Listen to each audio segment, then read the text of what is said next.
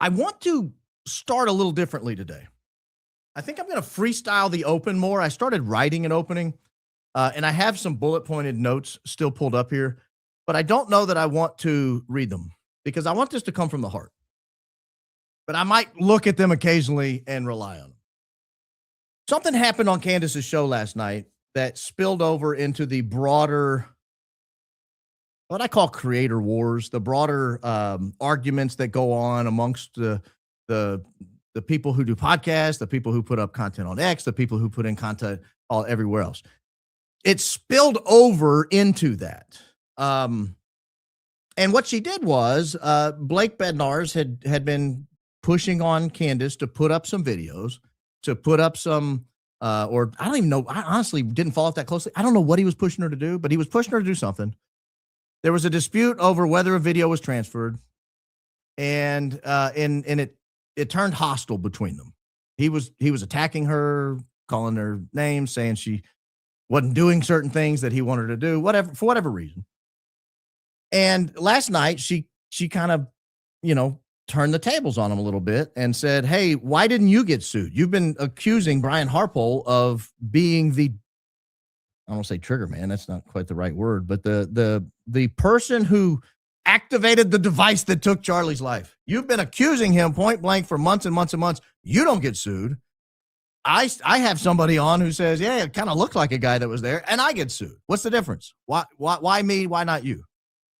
In response to that, Blake did what he's done several times over the past year or so, and I have no idea, or 6 months or so. I have no idea why he does this when people attack him, but he deleted all his channels, his YouTube channel, his X channel, everything comes down.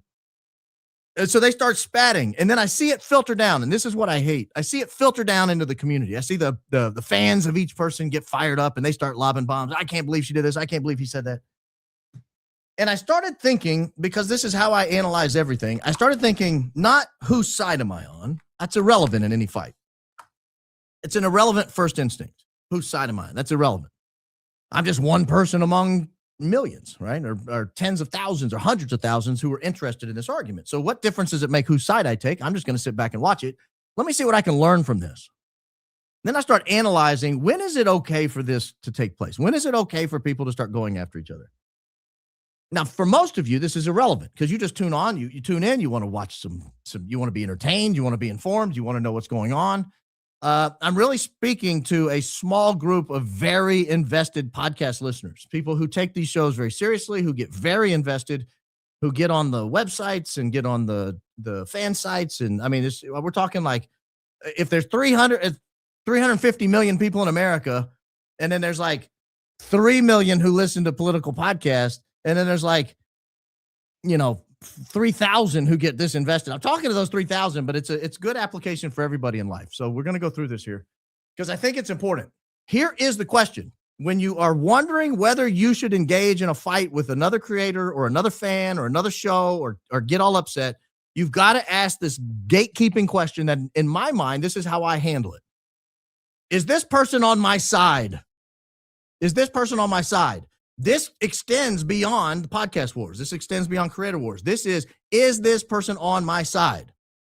If the answer to that question is yes, I'm going to approach it differently than if the answer to that question is no. And what do I mean by my side? Is this a globalist or is this somebody who's America first? If it's a globalist, that's not my side. Meaning, are they trying to outsource jobs to our greatest allies in China and all over the third world? Are they trying to outsource American jobs? Are they trying to just have unlimited immigration in the United States? Are we trying to just destroy the American way of life and culture? If the answer to that question is yes, you're not on my side. But that doesn't mean I'm going to fight with you. But that means you're not on my side. Well, now we know, those people are not on our side. Let's not talk about them.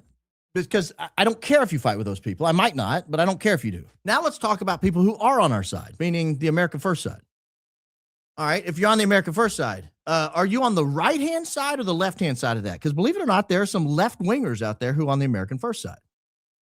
If you are on the left wing, I'm not talking to you either because I don't care if you fight with those people. But if you're on the right wing of America First, now let's really drill down and say, is this worth fighting about? Are we talking about a single issue we're upset about, or is this multiple issue? So again, is insider versus outsider. Are you on our team or are you on the other team?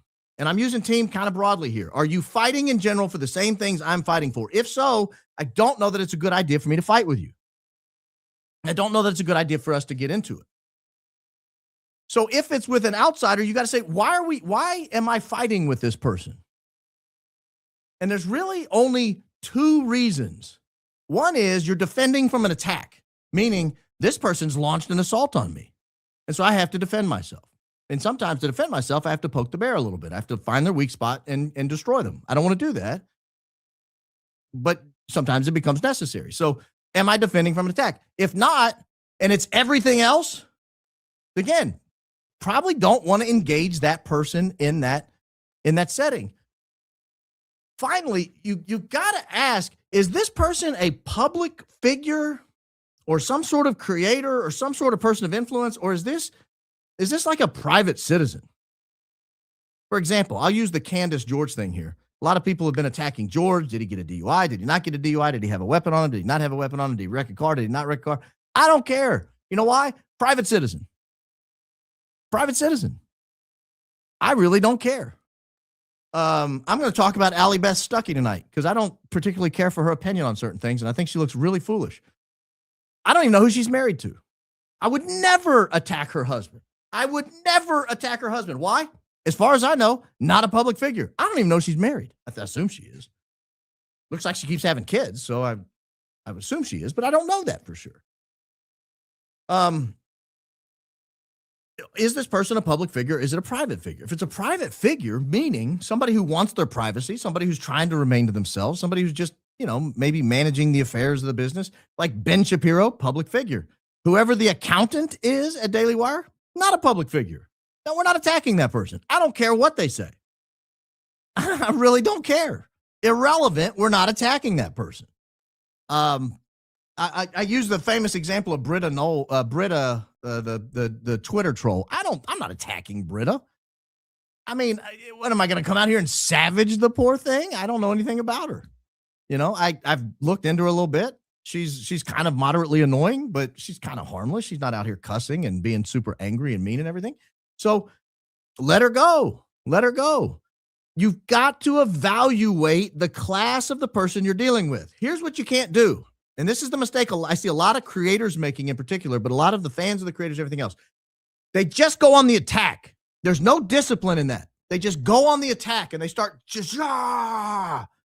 they're going Leroy Jenkins on everybody. And I'm thinking, why? What are you trying to accomplish? What damage are you doing?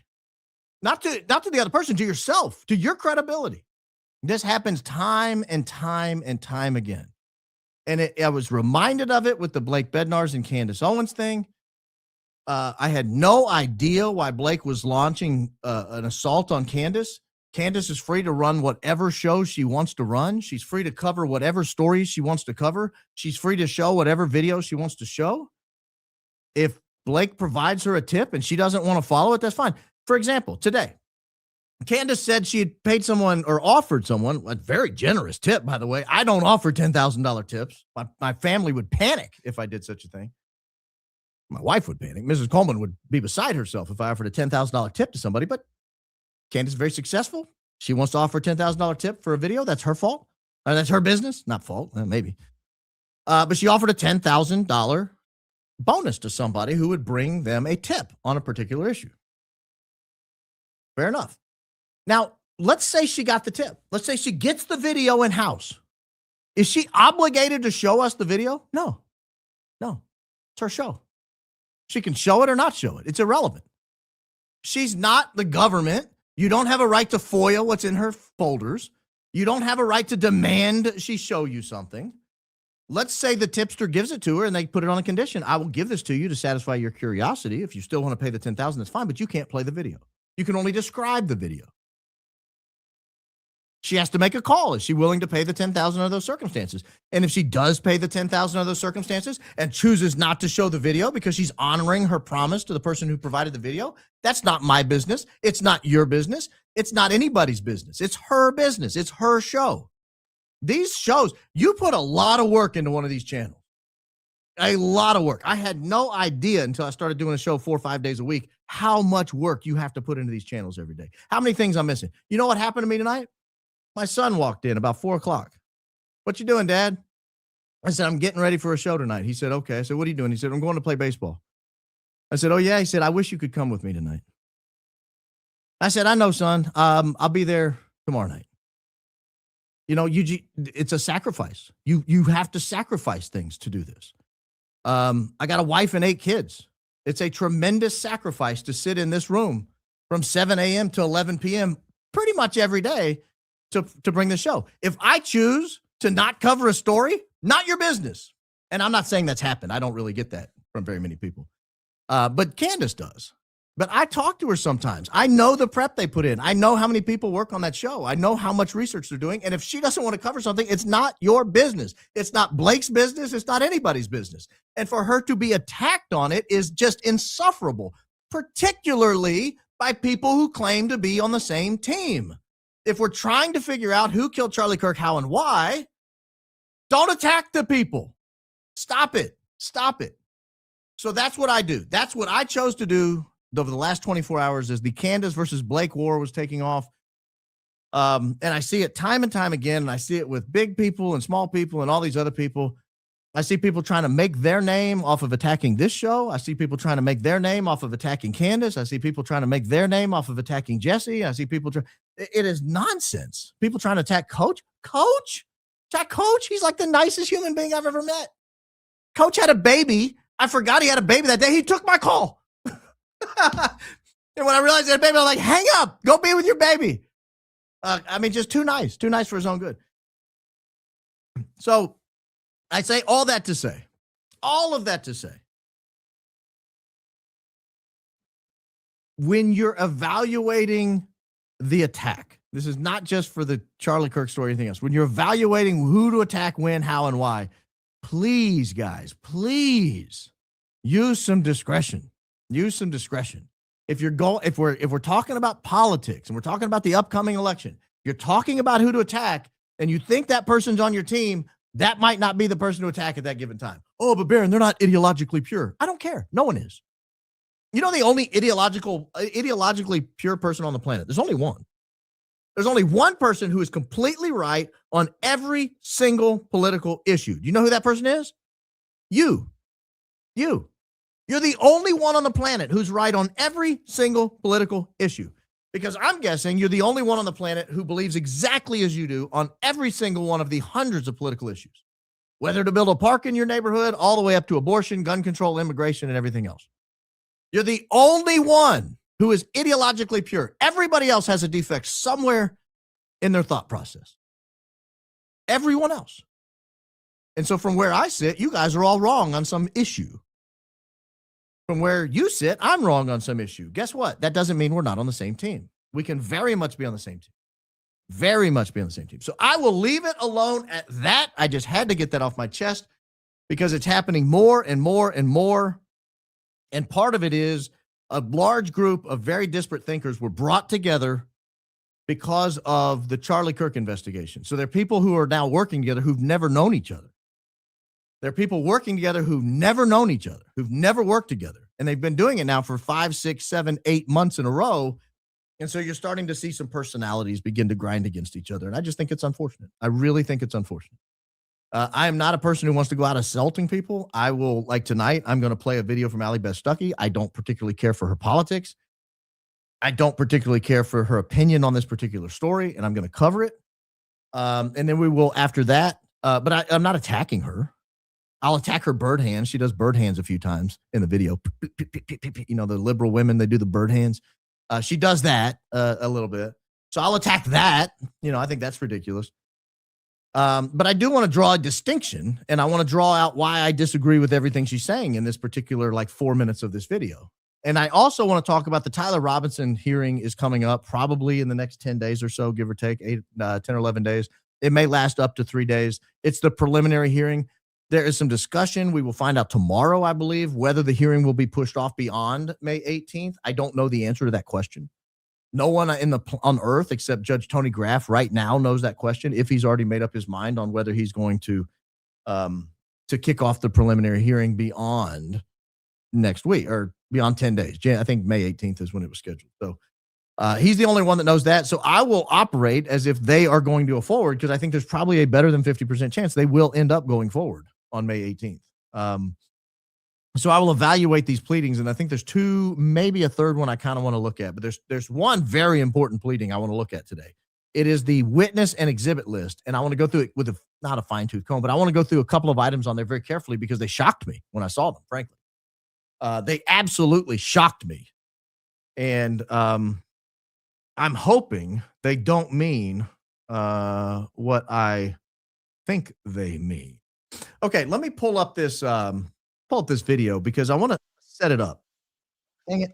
I want to pull it up before I want to set it up before we pull it up.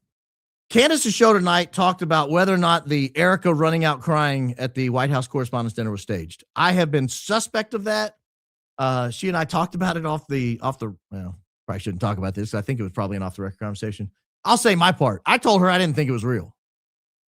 I said, I'm not going to say what she said. I said, I don't think it's real because I don't think the person who posted the video is the one that took the video. I think there's evidence on her site. I think there's evidence in the video. She's not the one that took the video. I'm not going to say what the evidence is because I'm trying to run it down. But that's my opinion. I think it's fake. I think the whole crying and running out is fake. It's possible it's real. I'm not going to declare definitively. I know 100% it's fact. It's fake. It's staged. They set it up. They were going to have her crying, running down the hallway saying, I just want to go home, to set up her taking a break and stepping us back from the limelight because that's a very dark place to be. Because if that's true, then Erica needs to resign. Andrew needs to resign. Perhaps the president of the United States needs to resign. I mean, what? You telling me you set this whole thing up for that moment? Maybe. I don't know.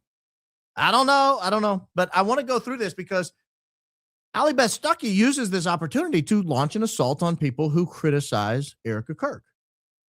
And that bothers me. It bothers me. So I want to play a couple of bits out of this. I don't want to, it's an hour-long video. I think I'm going to play like 4 total minutes, maybe less than that. So a very small percentage of this video am I going to play, but I want to play it because it is an exemplar. I don't particularly care for Allie Beth Stuckey's presentation style, but that's not what I'm attacking tonight. It is an exemplar of everything that is wrong with the people who attack us for asking questions about what happened on September 10th at Utah Valley University. It is an exemplar of everything that's wrong with people who attack us for saying something's wrong with Erica. That's not right. You could say everything you want to say. You can try all you want to tell me that she's acting like a normal person under the same or similar circumstances. And the answer is no, she's not. No, she's not. She's just not. And I don't know what that not means. I don't know if it means she was involved. I don't know if it means she's being duped. I don't know if it means she's getting bad advice from Andrew Colvett, but I know it means she's not acting normally. So let me play a little clip of this. Actually, hold on. Let me stop sharing for just a second. I got to pull this down because I got to pull my notes out or I'll not know what I'm talking about. Okay, let me get this back up. Ooh, wrong. There. No, that's wrong too. There we go. Yep, play this one. All right. Let me first let me close this. Okay. Let me just play about, 30 seconds of this or so, maybe 40 seconds of this clip right here. Grossness that we see in human nature is not just through something murderous like this, but people's willingness to mock this kind of event and specifically to mock Erica Kirk. I mean, this woman, Charlie Kirk's widow, can literally do, according to these people, nothing right. She can do nothing right. If she's at home, oh, well, she's in hiding. What is she doing? Why isn't she out there leading? Have you ever heard anyone complain that Erica Kirk is not out front? Because right there, I think that's a totally dishonest attack from Allie Beth Stuckey. And this is gonna be a recurring theme. She is slaying dragons that are not breathing fire near her. I don't know a single person. I watch a lot of podcasts. I interact with a lot of creators. I talk to a lot of members of the audience. I read a lot of emails, despite me telling you I don't.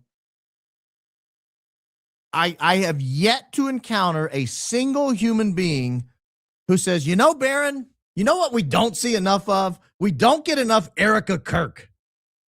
Why is she not out there in front of everybody? Why is she not out there leading?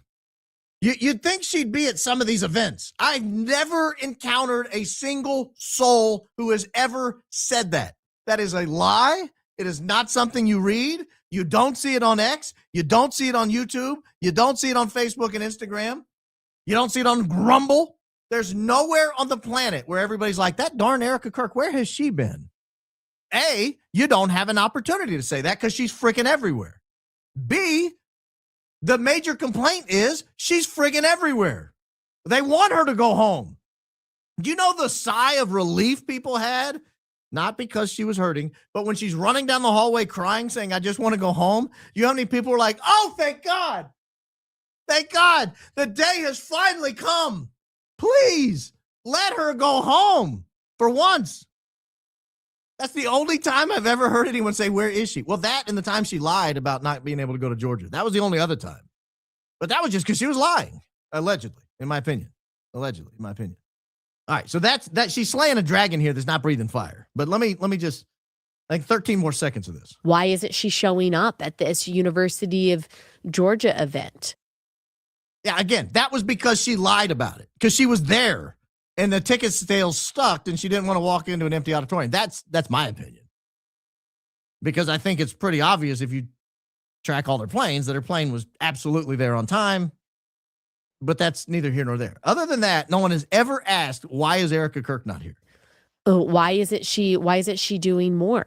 And if she's out there, where are her kids? Why isn't she taking care of her home? And here's where I want to go with this. Why? I want to ask the question. I want to answer it. I think you guys will answer it in your own minds. But I want to ask the question. Why was Charlie notoriously and famously traveled 250 to 300 days a year? He was on the road nonstop. He lived on an airplane. He lived in a hotel. He lived anywhere except home. He was constantly gone. Was there anyone out there going, why is Charlie gone so much? Not just Charlie. This happens to a lot of people. There are a lot of people who are on the road nearly constantly. What is the major difference? And I don't think that this is a point that's lost on Allie Beth Stuckey if she's being honest. And I think she's being deeply dishonest in this video, and it disappoints me. But this is not a point that I think is lost on anyone. The primary difference between Charlie Kirk and Erica Kirk is that when Charlie was on the road 300 days a year, Erica, allegedly, in theory, was with the kids. And that goes for a lot of people who are on the road a lot. I used to travel a lot. My wife was at home. I finally stopped traveling because it was hard on the family. But I used to travel 2, 3, 4 days, 2, 3, sometimes 4 weeks a month on the road, pretty nonstop. And it was very hard on the family. Now, imagine if I was gone and my wife tried to take over that schedule. I think it would be a very natural, obvious question of who are with the Coleman kids? Where are they?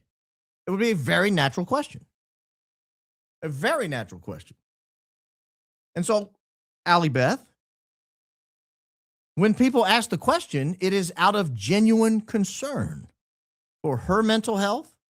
Her husband died doing this exact job. It's got to be stressful. And it's out of genuine concern for 2 small children who are being raised in this environment. It's a very legitimate, genuine set of questions. And so I don't find it a particularly honest portion of the discussion. Now I'm going to jump ahead a little bit. Again, this is just about a 30-second clip, maybe less than a 30-second clip I want to play here. I honestly, I'm sparing you guys. I could have played more. There was like 12 minutes of this podcast initially I was going to play, and I thought, I can't do that to them. That's not fair. That is wholly unfair to them to make them sit through 12 minutes of this woman whining into the microphone. So I'm not going to do that. But I do want to jump ahead because she said something a minute or so later that caught my ear. And then to hear that there's a gunman trying to assassinate people in the administration the way that her husband was assassinated, she probably just feels like evil is following her. And of course, she's thinking, wow, I'm risking my own life here. Yes, that's Allie Beth, that gets precisely to the root of the problem. She's risking her own life here. Her kids are, we always talk about the vice president being one heartbeat away from the presidency. What we mean by that is the moment a president ceases to have a heartbeat, the vice president is then sworn into office. Her children are one heartbeat away from being orphaned. That's a very scary proposition. And for a lot of us, because we have this innate desire to see children raised by their parents, for a lot of us, that's pretty terrifying. When you think of the fact that someone undertakes a pretty dangerous job. I'll let her finish here. I got 11 more seconds of this. And that's obviously not what she wanted. Anyone would think that this would be a secure event because you've got the succession to the presidency there. And so I imagine that she was so traumatized.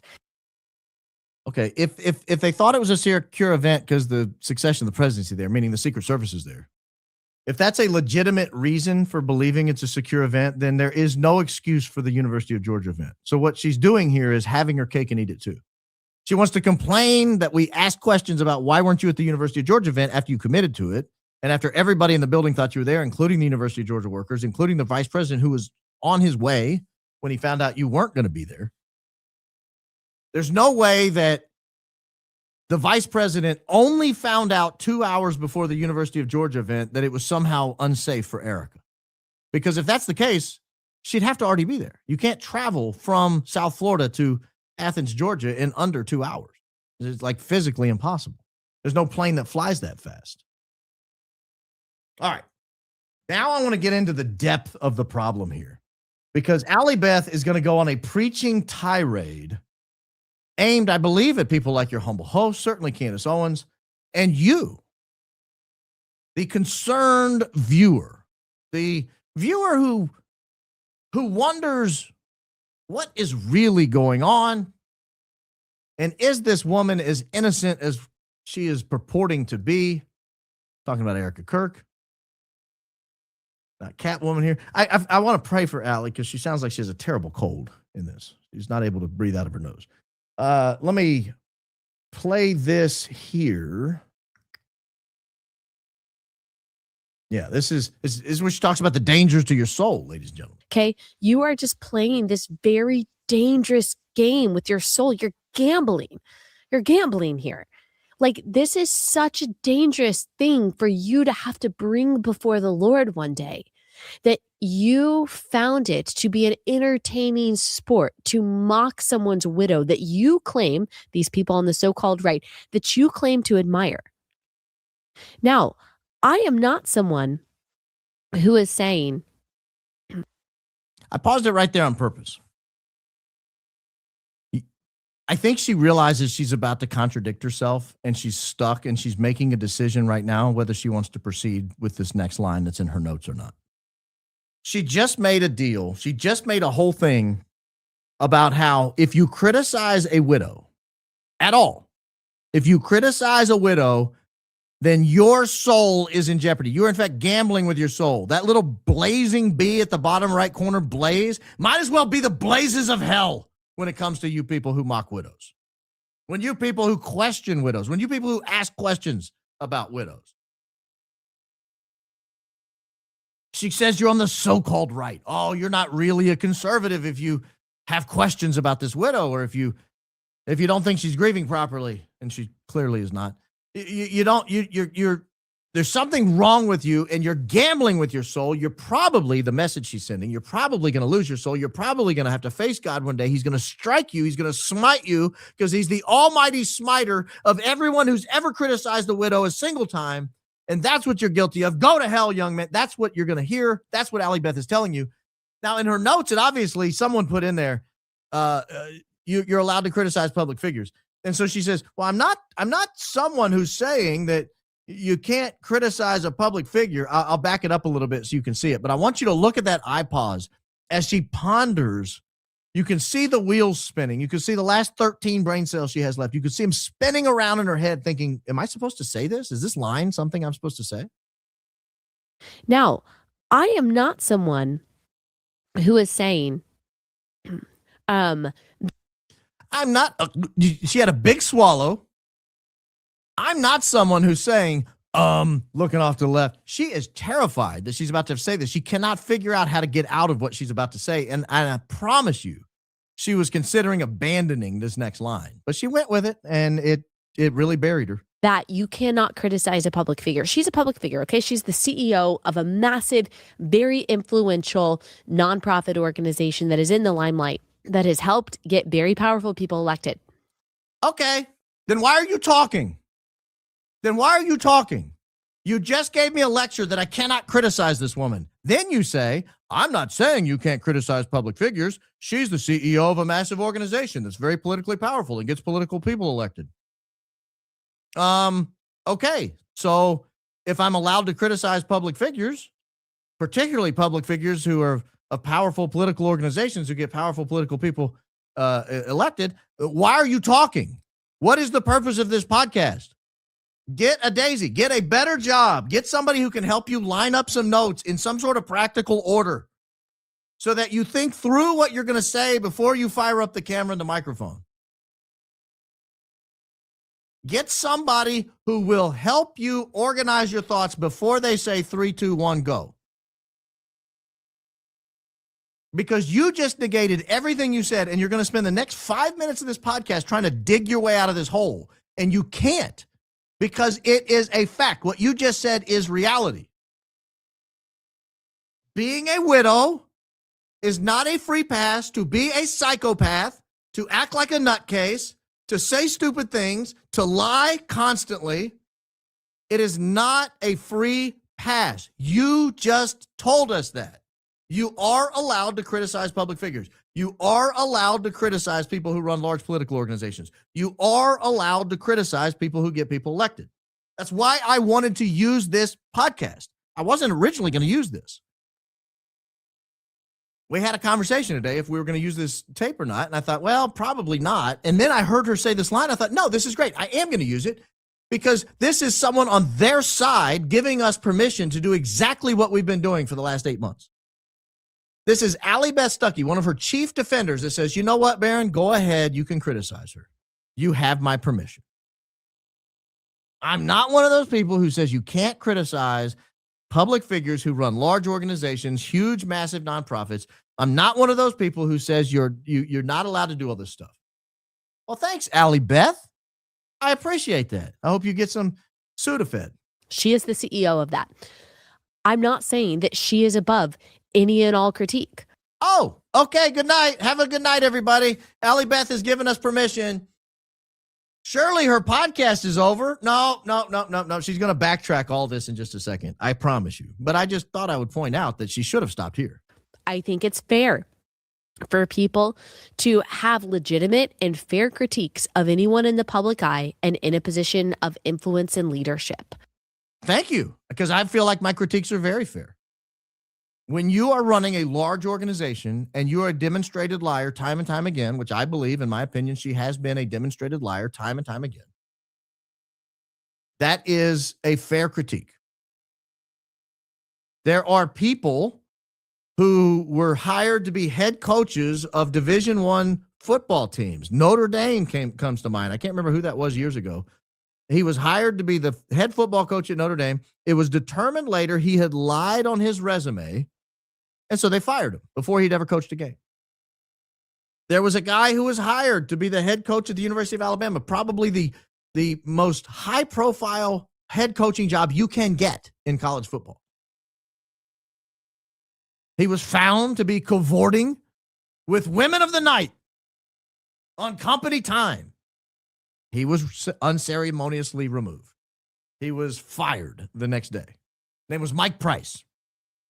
Gosh, I wish they'd have kept Mike Price because Nick Saban is who they hired after. But that's neither here nor there. And what that means is when you are a person of tremendous power and influence, when you are somebody who's at the very top of your game, you're not above a critique. And you're admitting that. You are telling us that. Now, what she's going to try to do is separate this frog here into 13 different pieces and say you are allowed to criticize this one little sliver of frog hair over here, but everything else is off limits. I call Bubkus on that. I think it's garbage. It's a terrible argument she's about to try to go down. And I don't think this was in her notes because she stops looking at her notes at a certain point. I don't think any of this was in her notes. I think she realized she had just undone her entire argument and she's trying to scramble and put something back together. Okay. And I'm not even talking about the people who are questioning law enforcement about different things about the investigation. Okay. So we're allowed to, per Pastor Stuckey here, we're allowed to criticize law enforcement, ask questions. We're allowed to ask questions about her Erica Kirk, because she's a public figure. So what is the problem? You sound like you're on my team, Allie Beth. You sound like you're on my team. You might. Can I hire you? Can you join our side? Can you help us prep for shows?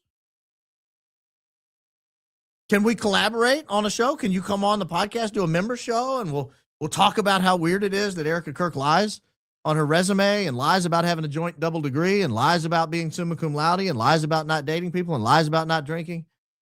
Can we talk about, lying about having a successful business that didn't even exist, really, except on paper? Can we talk about someone who lies about having an orphanage overseas when they were really just delivering toys for tots?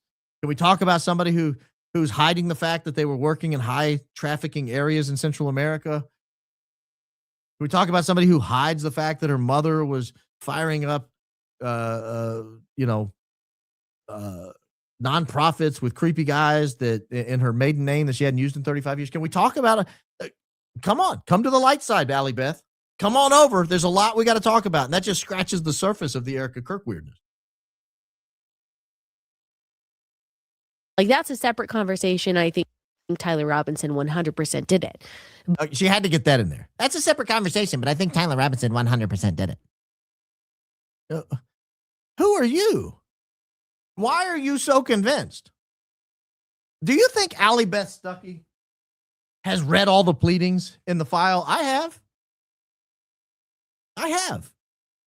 Do you think Allie Beth Stuckey has listened to all the police recordings from that day? I have. All the scanner traffic? Do you think Allie Beth Stuckey has somebody on staff that thought to go get all of the FAA recordings from that day from all the planes coming and going all day long in all these different airports? Daisy did. We got those in-house. Had to purchase them, had to go find somebody that had them and pay for them. Yeah. Do you think Allie Beth Stuckey has done any independent research whatsoever to come to the conclusion before even a preliminary hearing that Tyler Robinson 100% did it? Or do you think she's just a paid hack? Do you think she's just on that team? And so she just knows that's something that she's supposed to say? Do you think Allie Beth Stuckey has watched thousands of rounds of 30-06 being fired from various differences, various loads, frangible rounds, hollow tip rounds, full metal jacket rounds, fired at watermelons, fired at ballistics gel, fired at femurs from cows, fired at whole chickens, frozen chickens, fired at lamb shanks? You think Allie Beth Stuckey has done any of the legwork that we've done on this side? Absolutely not.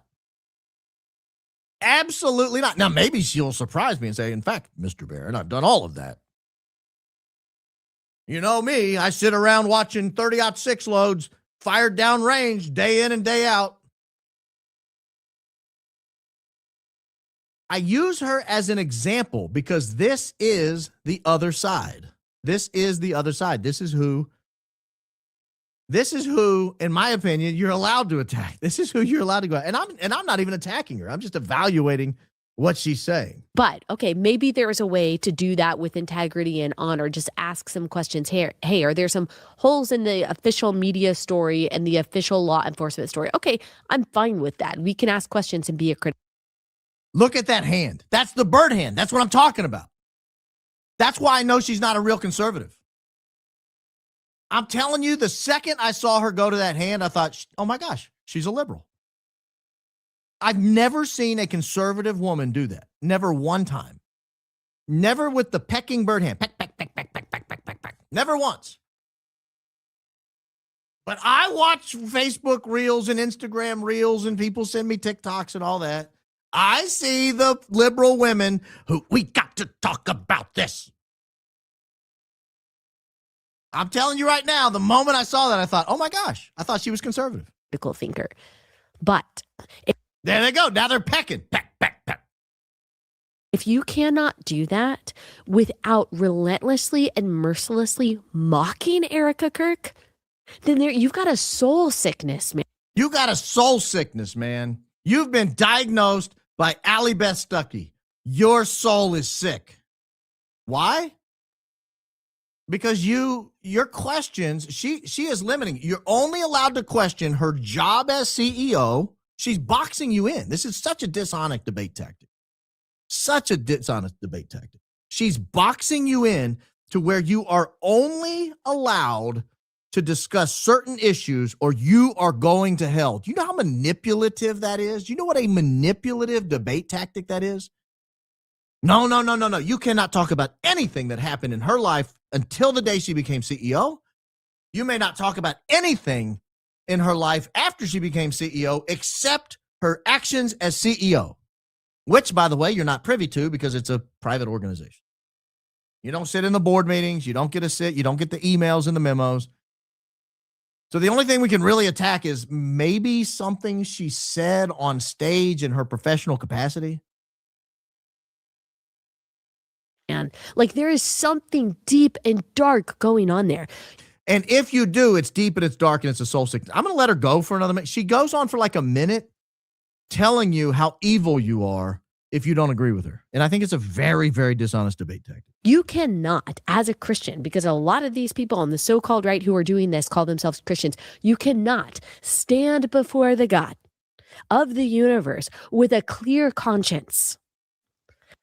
I can. Oh, I said I wasn't going to interrupt.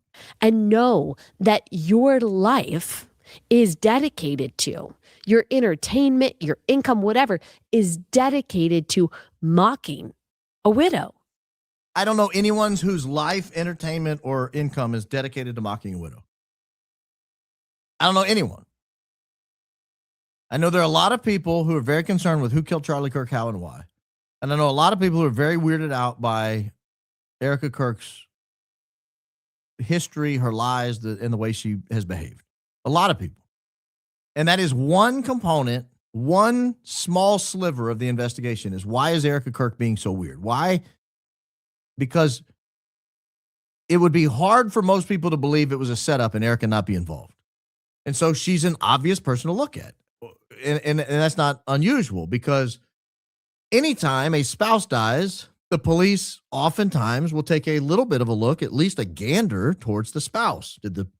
Even if you know who did it, sometimes they'll say, well, did the spouse hire this person to do it?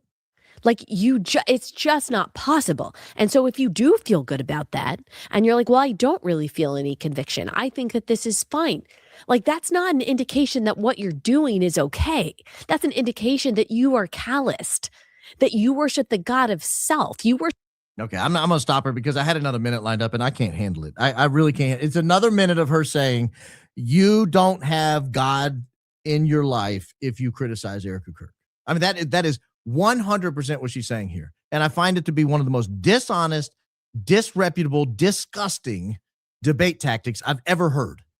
It is so gross to go after someone's faith and say, because I disagree with you on whether or not Erica Kirk needs a closer look, therefore you are going to hell. Therefore you're going to hell. It's just such a dishonest debate tactic. All right, last clip. I think this is a shorter one. This is a shorter one. But she really drives it home here. This is deeply manipulative, and this gets into what I think is dangerous gatekeeping. And she goes to, the reason I wanted to play this clip is she dives deep into an informal fallacy that is, I'll point it out when it happens. You guys will notice it as soon as it happens, even if you don't know what it's called, even if you're not a trained logician, even if you're not an expert logician like your humble host. Should I not have said that out loud? Sorry. Supposed to be humble about being a master logician. You'll recognize it instantly. Even if you don't know what it's called, even if you're not trained in spotting it, you will immediately see it. You will immediately see it. Oh, Almost pulled a Baron. Oh, goodness gracious. That was close. That was close. I had my finger on the play button. Or like, well, she's not just a widow. She's also this, but she is a widow. That's where she undoes the whole argument. Well, she's not just a widow. She's also a CEO. Yeah, well, she's also a widow, which means she's above reproach and you can never criticize her. You're going to hell. She is a widow. Like, you can separate those things, but her being a CEO doesn't negate the fact that she's a widow. It seems like this is something that's super important to God, is how we treat this category of vulnerable people. And for those who are like, no, I'm just concerned about her kids, I think that she should just go home and be with her kids. I promise you that Erica loves her kids more than you do. I promise you. That was it right there. I don't know if you caught it. She almost hit the bird hand. Did you see that? She stopped herself. She was going for it. She stopped herself. There's an informal fallacy. People call it a horse laugh. I don't think that's appropriate when Allie Beth Stuckey's on the screen to call it a horse laugh. It's also called appeal to ridicule. And we'll call it that way out of deference for Allie Beth Stuckey being on the screen. But it's an informal fallacy. And basically what you're doing is you're evading the need to produce an actual cognizable argument in response to something. You're dismissing it with a, I promise you, she loves it more than you do. You most often see this debate tactic from like 7th grade Mean Girls. That's who utilizes this debate tactic the most. It plays on emotion. It's sort of almost a red herring. Like, it's just so silly. I'm not even going to address this. And you can see it in her face. This is a 7th grade Mean Girls. I'm trying to give you bird hands. A 7th grade Mean Girls. 7th grade Mean Girls. That's who uses this argument. And she uses it more than once here. I'll let it play. Oh, no. I screwed up. Let me see, find the timing on this here. All right. I'm going to roll forward here. I hit the wrong button. Oh, there's the bird hand, so I know I'm close. I promise you that she thinks about their well-being and thinks about what is best for them more than you do, more than I do, more than anyone on this planet. Erica Kirk is invested in the well-being and security of her children. Yeah. Okay. Look, if you're using bird hands and you're using horse laughs, you're a 7th grade Mean Girl. I'm sorry. Like, that's who we're dealing with here. That's what's going on. That's what's happening. That's what you're watching. That's what you're witnessing in real time. I don't have to deal with you. Well, you have a podcast and you're addressing the subject. You obviously think you do. Okay. So we can all have opinions. Okay. It's easy to have opinions. You see someone on social media, you think you know their entire life. By the way, social media multiplies like people's words and actions. And so like you think that she's everywhere. Well, she could have just been one place, one time. Yeah, well, she wasn't one place, one time, Allie Beth. I can assure you that. You can stop this nonsense. Yes, social media, you see somebody for several days. She really was at the White House Correspondents' Dinner. She really was at Mar-a-Lago. She really was at the University of Georgia. She really was at Ole Miss. She really was at all these places. She really was in Washington, D.C. multiple times. She really was in New York. She really is flying all over the place. You can stop the nonsense about, well, she might have been one place one time. 1 month ago, but you keep seeing the clips, and so you think she's everywhere. You don't know where she is. You don't know where her kids are. You have no clue. So I actually think the right thing to do is just to pray for her. Pray for her kids. Trust that she loves her kids way more than you do. Oh, thank you for that little lesson there, Allie Beth. I was unfamiliar with the parental love. I was unfamiliar, Allie Beth, with maternity instincts. She knows what's best for them way more than you do. Her kids were entrusted to her, not you. Yeah. You know, I wasn't going to say this, but I am. Let me lower it here. So when I was first a lawyer, one of the things you want to do is you want to get some courtroom experience. So there's only a set number of ways you can get it, right? Because not a lot of people are going to hire a first-year lawyer to go in and try some big, high-profile case. So you want to get in courtroom. You want to get in front of the judges. You want to get to meet people around town. So one of the things our firm did where I was they encouraged you to become a lawyer for children, a lawyer for children. And what that means is if there's a parental dispute, you've got a father over here and a mother over here, and they're going through a divorce. I don't know what they call it in every state, but where I was, they called it a pro-AMI. You were a pro-AMI lawyer, meaning you were a friend of the court, but on behalf of the child. The father had a lawyer, the mother had a lawyer, the child doesn't have a lawyer. And so you go to class and you learn how to represent children, you learn how to talk to them. You go to their school, if they're old enough. I mean, if they're like 18 months old, obviously you don't interview the kid, but if they're 5th grade or above, you go to the school, you meet with them at the school, you talk to their teachers, you go meet with the parents. If they go to a daycare or something, you go over there and you run by one day and you talk to them one afternoon, and you just go to get a feel for the kid's life. And then when you go in front of the judge and the judge is weighing, visitation and who should have primary custody, a lot of times they'll want to hear from the pro-AMI lawyer, the lawyer on behalf of the children, because the standard in these things is supposed to be anyway, best interest of the child. It's not always done that way, but that's allegedly the standard, the best interest of the child. I had to stop doing it. I had kids at home. I had to stop being a pro-AMI lawyer. And there was one case in particular that set me off, but there were multiple cases in a row that really bothered me. One case, there was a father. This was a poor couple, and they'd split up. I don't know if they'd ever been married, but they were both very involved in the kids' lives. There's a father who wanted custody of the children because he thought the children were in a dangerous situation. And the father lived in a lower middle class neighborhood, but it was stable. Like it was not a middle class neighborhood by any stretch of the imagination, but it was not like project housing. It was a lower middle class neighborhood. Bars on the windows, gunshots in the neighborhood and all that, but pretty stable for the most part. And he had been married, I think 12 or 15 years to another woman. They had a kid together. They were raising the kid. The kid had good grades, went to school.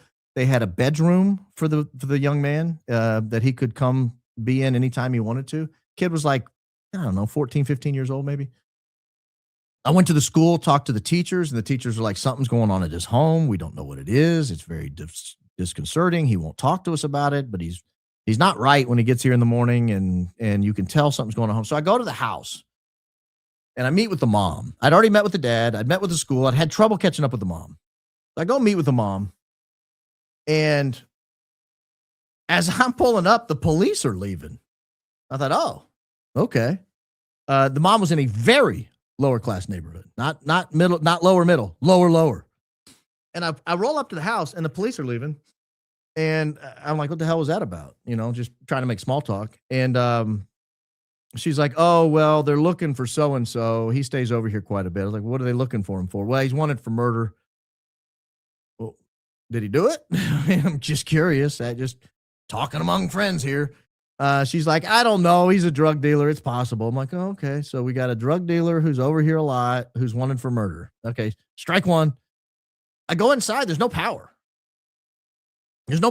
Like it's, I don't know, October or something. So it's not excessively hot. It's not excessively cold, but there's no power. And so I was like, all right, well, when I'm doing these home visits, I like to see the bedroom, just get an idea that the kid's taken care of, has clean clothes, we open the pantries, open the fridge, make sure there's food available if the kid is hungry or whatever. The kid doesn't have a bedroom. Kid sleeps on the couch. Okay. I open the pantries. There's like a half a box of noodles and like a little thing of tomato paste. Like that's it. The fridge is basically empty except for a couple of Miller Ices or something that are knocked over. And I'm like, oh gosh, this is no wonder the teachers are having this situation. So I go into court and I requested, I said, I think, Judge, if you would, I think you should drug test both of the parents. And he was like, why? I said, well, because she told me there's a drug dealer living in her house. He was wanted for murder. We still don't know where he is. There's no power on in the house. There's no food in the house. The teachers say there's something crazy going on. She won't let the kid go visit the dad, who very much wants to take care of the kid because he believes the kid's in danger. Why don't you just drug test him? That'll give you an easy out, because if the mom tests positive for drugs and the dad doesn't, easy peasy, there's your decision.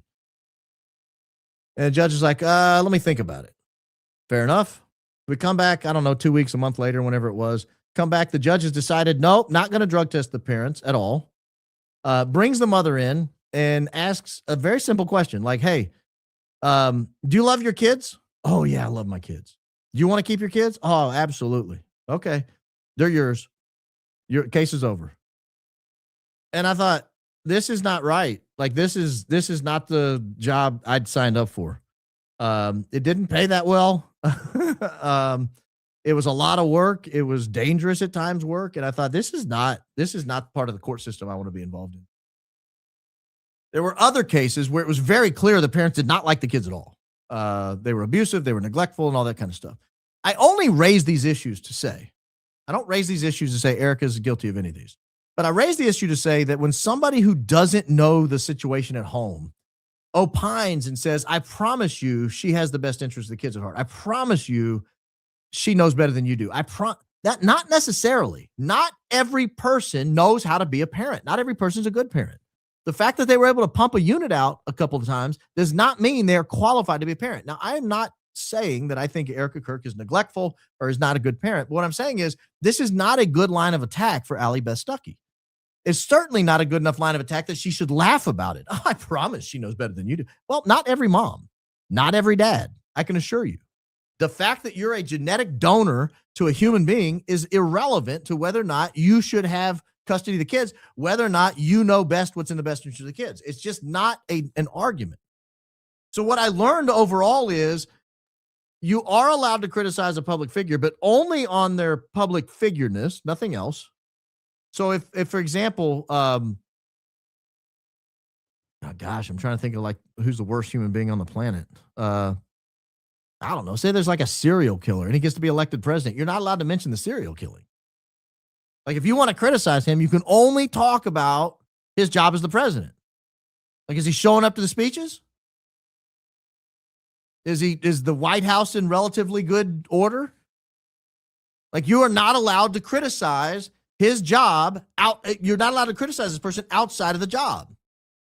Let's say a woman, worst case scenario, a woman serial killer becomes president. Yeah, it's getting ridiculous, but this is what you have to do sometimes. Woman serial killer becomes president. Most important job in the land, totally despicable human being, somehow becomes president. It's determined later she's in fact a serial killer. You're not allowed to mention it. You're not allowed to say, maybe she shouldn't be president. No. She's a widow. This woman's a widow. You're going to have to stand before God one day. And you're not allowed to criticize a widow. Yeah, but she's a serial killer. That's irrelevant. She is a widow. Now, am I calling Erica Kirk serial? Of course not. I don't think that. I'm not convinced she's ever been involved in a single death. Maybe. I mean, we don't know. But we don't know. But we should be allowed to evaluate her character. You told us we're allowed to criticize public figures. Part of that criticism should be character. So I bring all that up to say, this is not about Allie Beth Stuckey. This is about who's on the other side of this argument. Because this is, as it gets ready for the preliminary hearing next week, this is going to be a real hot topic. Because what's going to happen is, and I'm going to show some documents in a second, but I'm going to tell you if the preliminary hearing goes forward, here's what's going to happen. The prosecution is going to put some evidence in, and the judge is going to find there's probable cause to determine that the case should go forward. I hate to spoil the surprise for everybody, but that's going to happen. Whether the preliminary hearing is delayed a month or 3 months or 6 months is irrelevant. This case is going to proceed. The judge is not going to say that the prosecution failed to meet its burden. It's just not. That doesn't mean we shouldn't have a preliminary hearing. It doesn't mean we shouldn't go forward. It doesn't mean any of those things. But what it does mean, it absolutely does mean that the case will go forward. But on the other side of it, we're going to get an onslaught of Allie Beth Stuckey slop of people who are going to say, see, the judge heard the evidence. You guys are crazy. You don't know what you're talking about. The case is over. He's guilty of sin. Fry him up. He had a trial. They're going to call it a trial next week or the May 18th, whenever it shows up. They're going to call it a trial. It's not a trial. It's a hearing. I'm just telling you it's coming. I'm warning you it's coming, but that doesn't mean I don't want to look at the witness and exhibit list, because I think there's something on this witness and exhibit list that is very important. Very, very, very important. So let's roll through this real quickly. This is a witness and exhibit list that was filed by the deputy Utah County attorney. So this is the state's witness and exhibit list. You'll see some stuff that doesn't surprise you at all. Of course, they're going to have some sort of investigating officer testify. That's going to be Officer Bagley from the UVU Police Department. We can probably anticipate what he's going to say. There was a crime. Here's what we did on campus to investigate. The young man, Charlie Kirk, died on campus. I mean, just basic stuff. You just got to establish this stuff. Then you've got a couple of people from the SBI, 4 people here from the SBI on this page. These people might testify about any number of things that they did at the SBI. Evidence collection. They could testify about testing results, any kind of that kind of stuff. This is interesting to me because we are told Lance Twiggs, to begin with, he's not testifying for another 18,000 years or so. If you look over here on the right-hand side, 2225. So he'll be testifying in 18 millennia. But Lance Twiggs is testifying by recorded statement in lieu of testimony. This is very critical to me. Very, very critical. Because the question is why? Why wouldn't you just bring him in? If Lance Twiggs is a good witness and is going to say what you think he's going to say, what's the harm in bringing him in and let him get in cross-examined? I mean, if you believe Lance Twiggs is a money witness, because we're constantly told this by the FedSlop crew. Oh, the parents are going to testify against him. His boyfriend's going to testify against him. Well, maybe. We certainly know he's going to give a recorded statement, and that recorded statement may or may not be prepped. We don't know what's in it. We don't know who was in the room. We don't know any of this stuff. We don't know if it's going to be audio or video. I think we can assume it's going to be video, but I don't know that we know that.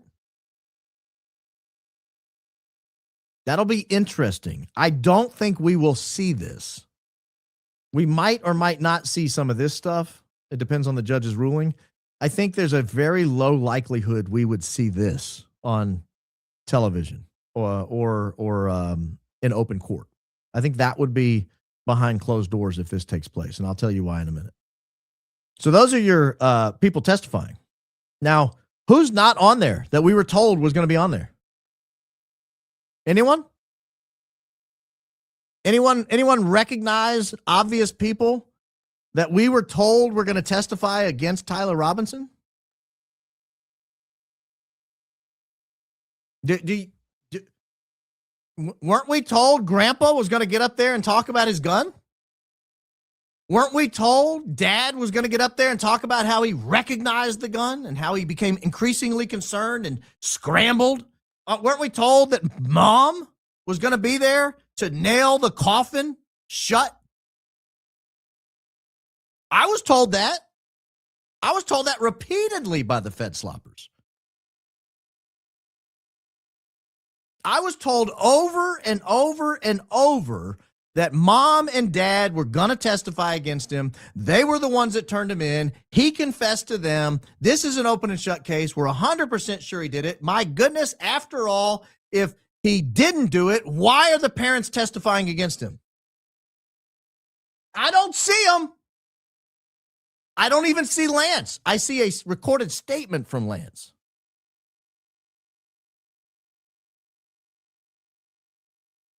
I don't even see them.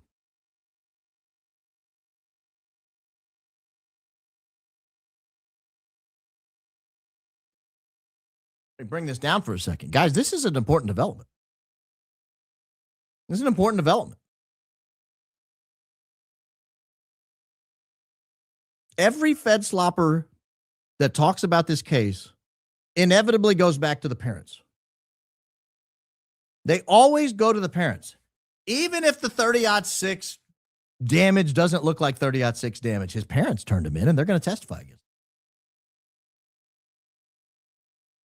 Even if it's really suspicious, all the things that were taking place on the stage around him, his parents turned him in. They're going to testify against him. They're on the witness. Well, they're not on this one. I suppose they could update the witness list between now and then. But weren't you promised that this was an important part of the case against him? Grandpa's rifle, dad recognizing the rifle, texting him in a fury, asking him where he is.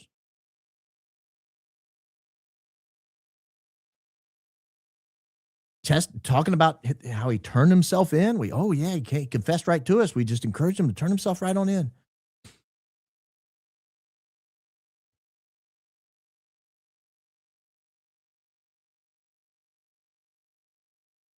When I saw this witness list come up, I thought, we've got a real problem on the FedSlop story, ladies and gentlemen. I became even more convinced their case is falling apart.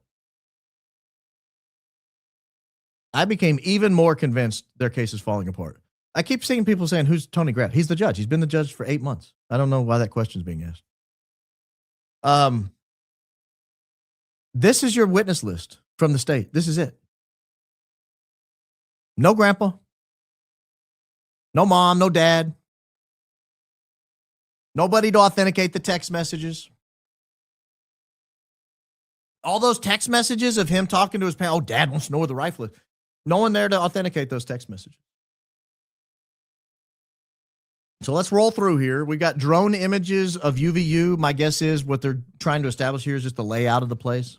They'll probably use those drone images rather than a Google Maps search or whatever. They'll probably use the drone images to show the roof of the building if there's some kind of trail, or maybe they got some footprints or something up there. They might have captured that by drone. Or they just get a nice high shot that covers the whole campus. And they say, here's the menorah over here where Charlie Kirk was sacrificed. Here's the Losi Center over here. Here's the tunnel he walked through. Get kind of a lay of the land for the judge in case he, for whatever reason, has not ever seen the campus. We got a photo of a screwdriver. We don't have a screwdriver. We got a photo of a screwdriver. We got a daytime photo of sniper perch. This is the corner of the building. That's what they're calling the sniper.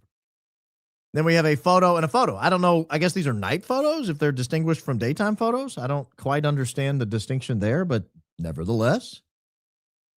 We got a video of a mother and a child with a crowd. This goes back to one of the counts. One of the counts that they've charged him with is committing a crime in front of a minor.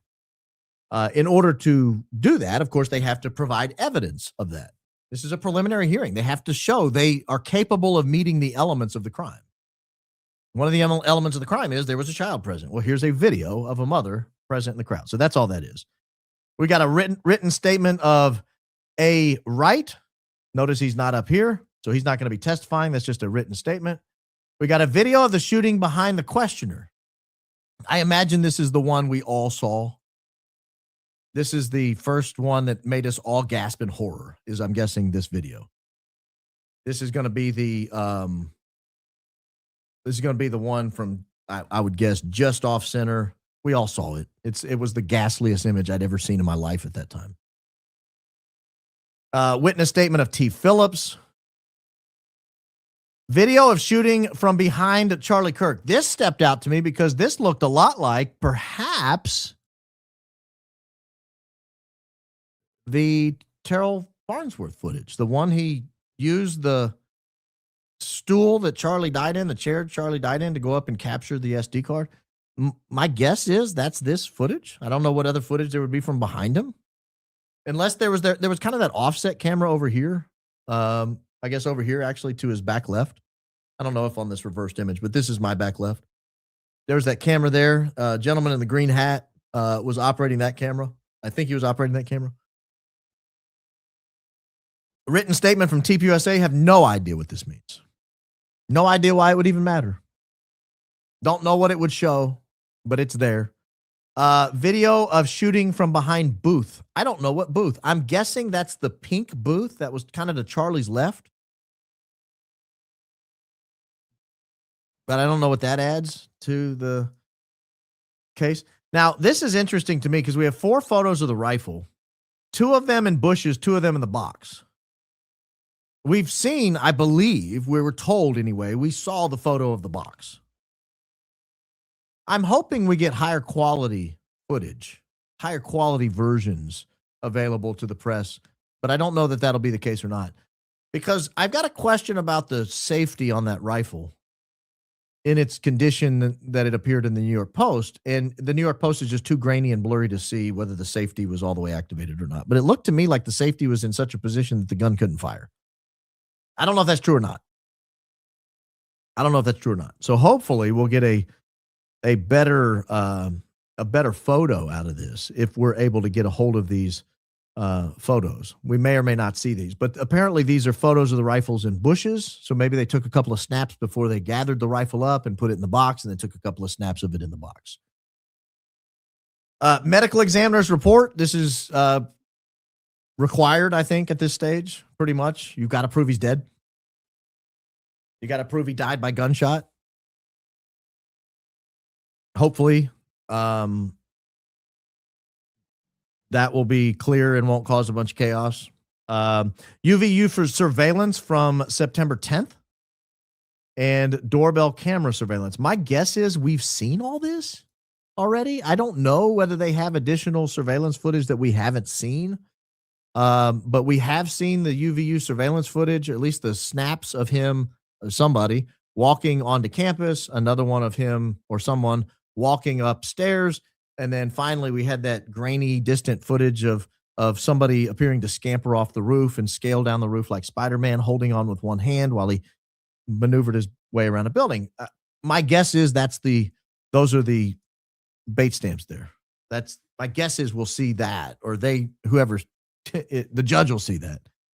The doorbell camera surveillance footage. I'm not sure which doorbell camera surveillance footage this is. My guess is it's going to be the one from 11:50ish in the morning of him limping down the street in front of the house where Phil Lyman was. We got a written statement of Noble. I don't know who that is. A written statement by Mike Mitchell. This is important. It's important that it's not live testimony, because I think this Mike Mitchell is the family friend who worked for the sheriff's department. I think that, if I'm not mistaken, that guy's name was Mike Mitchell. So if we have a written statement from Mike Mitchell, this could be the first indication, if we're allowed to see it, if the judge doesn't close this off and seal all this stuff, this will be the first indication, at least from his perspective, of what it was that Tyler Robinson was thinking, saying, feeling, doing in those crucial hours after he had arrived at home, after he had already gotten in touch with his parents, but before he turned himself in. It's interesting to me that none of these people will be able to testify, I don't believe, what time he turned himself in. Because if this is just a written statement by Mike Mitchell, he can't be cross-examined. And I don't think any of these people would have been at the Washington County Sheriff's Department. Notice the Washington County Sheriff's not on here. Notice nobody at the Washington County Sheriff's Department is there. That's where he allegedly turned himself in. Why aren't they there? Why don't we get one of them? Not a written statement, not anybody. Well, there's the video from there, but we'll get to that in a second. The video from Washington County Sheriff's Office on 9/11 obviously is not going to be allegedly the video of him turning himself in, because we're told that was deleted. So I don't know that the judge will see the video of him turning himself in. What they may see, what this may be, is the video footage of him taking the Miranda. What other video footage would they have of him? They said all the surveillance footage was gone. It'd been deleted. So I don't know what else that could be, and I don't know why you would have any video surveillance footage if you didn't Mirandize him there. So that's interesting to me. That could be a real break in the case, depending on what video footage they have. Here we go. The recorded statement of Lance Twiggs. Again, only a recorded statement, not live testimony. Oh, goodness gracious. I hit a button. Didn't mean to. Sorry, guys. Oh, I never pulled it back up. Is that true? I'm over here looking at something you're not looking at. Yeah, here's your recorded statement of Lance Twiggs. Then we have text messages between Tyler Robinson and Lance Twiggs. Yeah, I forgot to share the screen. I apologize. I pulled a Baron, classic, but here's all the stuff I was saying. You can see it. The text messages between Tyler Robinson and Lance Twiggs, again, you can't cross-examine Lance Twiggs on these text messages because he's not going to be there. Discord chats, again, you can't cross-examine anyone on these Discord chats because he was not there.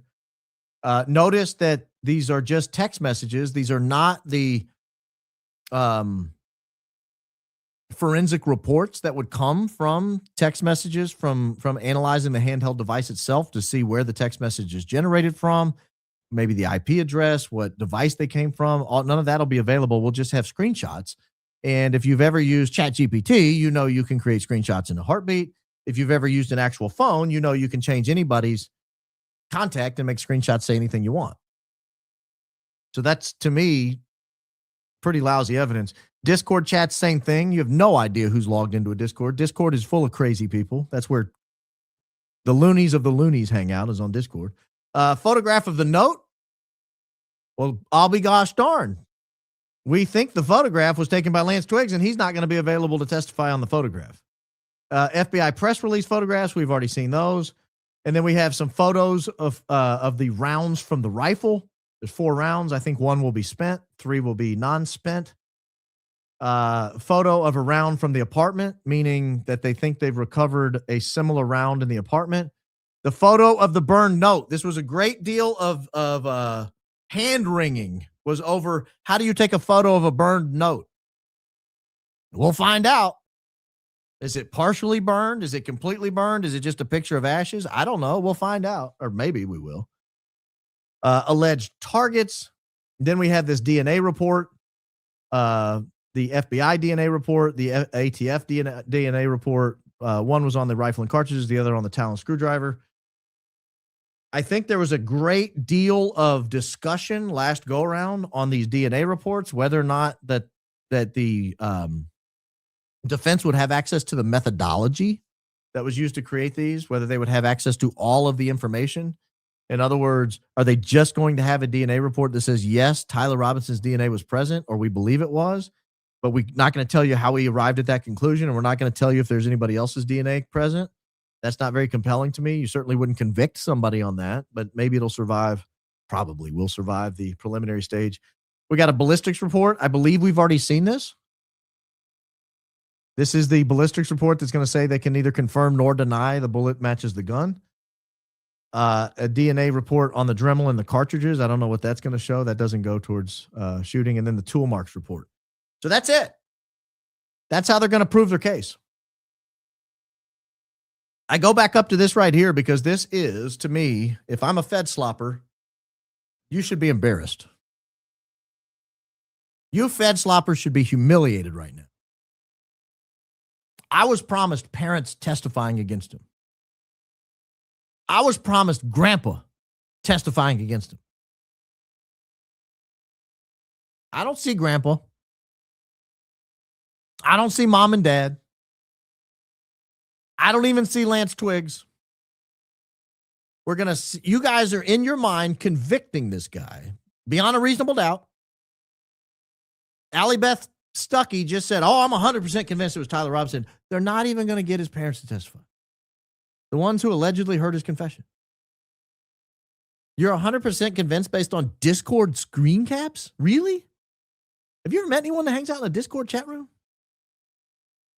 Need I remind you that within hours of this happening, a very connected political friend of mine said, I guarantee you this was planned on Discord. And I said, why? He goes, because that's where all the lunatics hang out. Like, that's what he told me.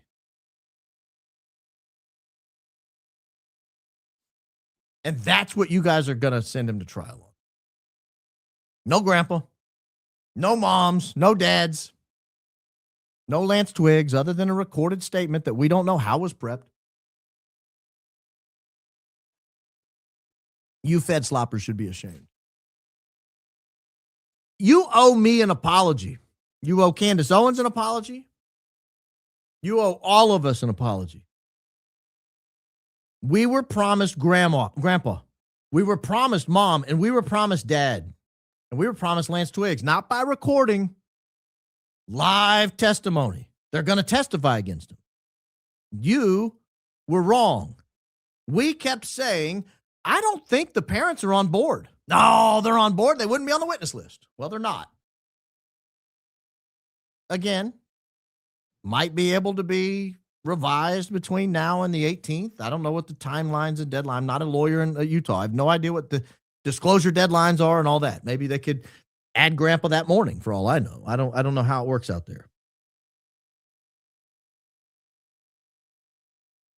But as of right now, you owe me an apology. Every one of you Fed sloppers. Jack, Gary, Andrew, Blake.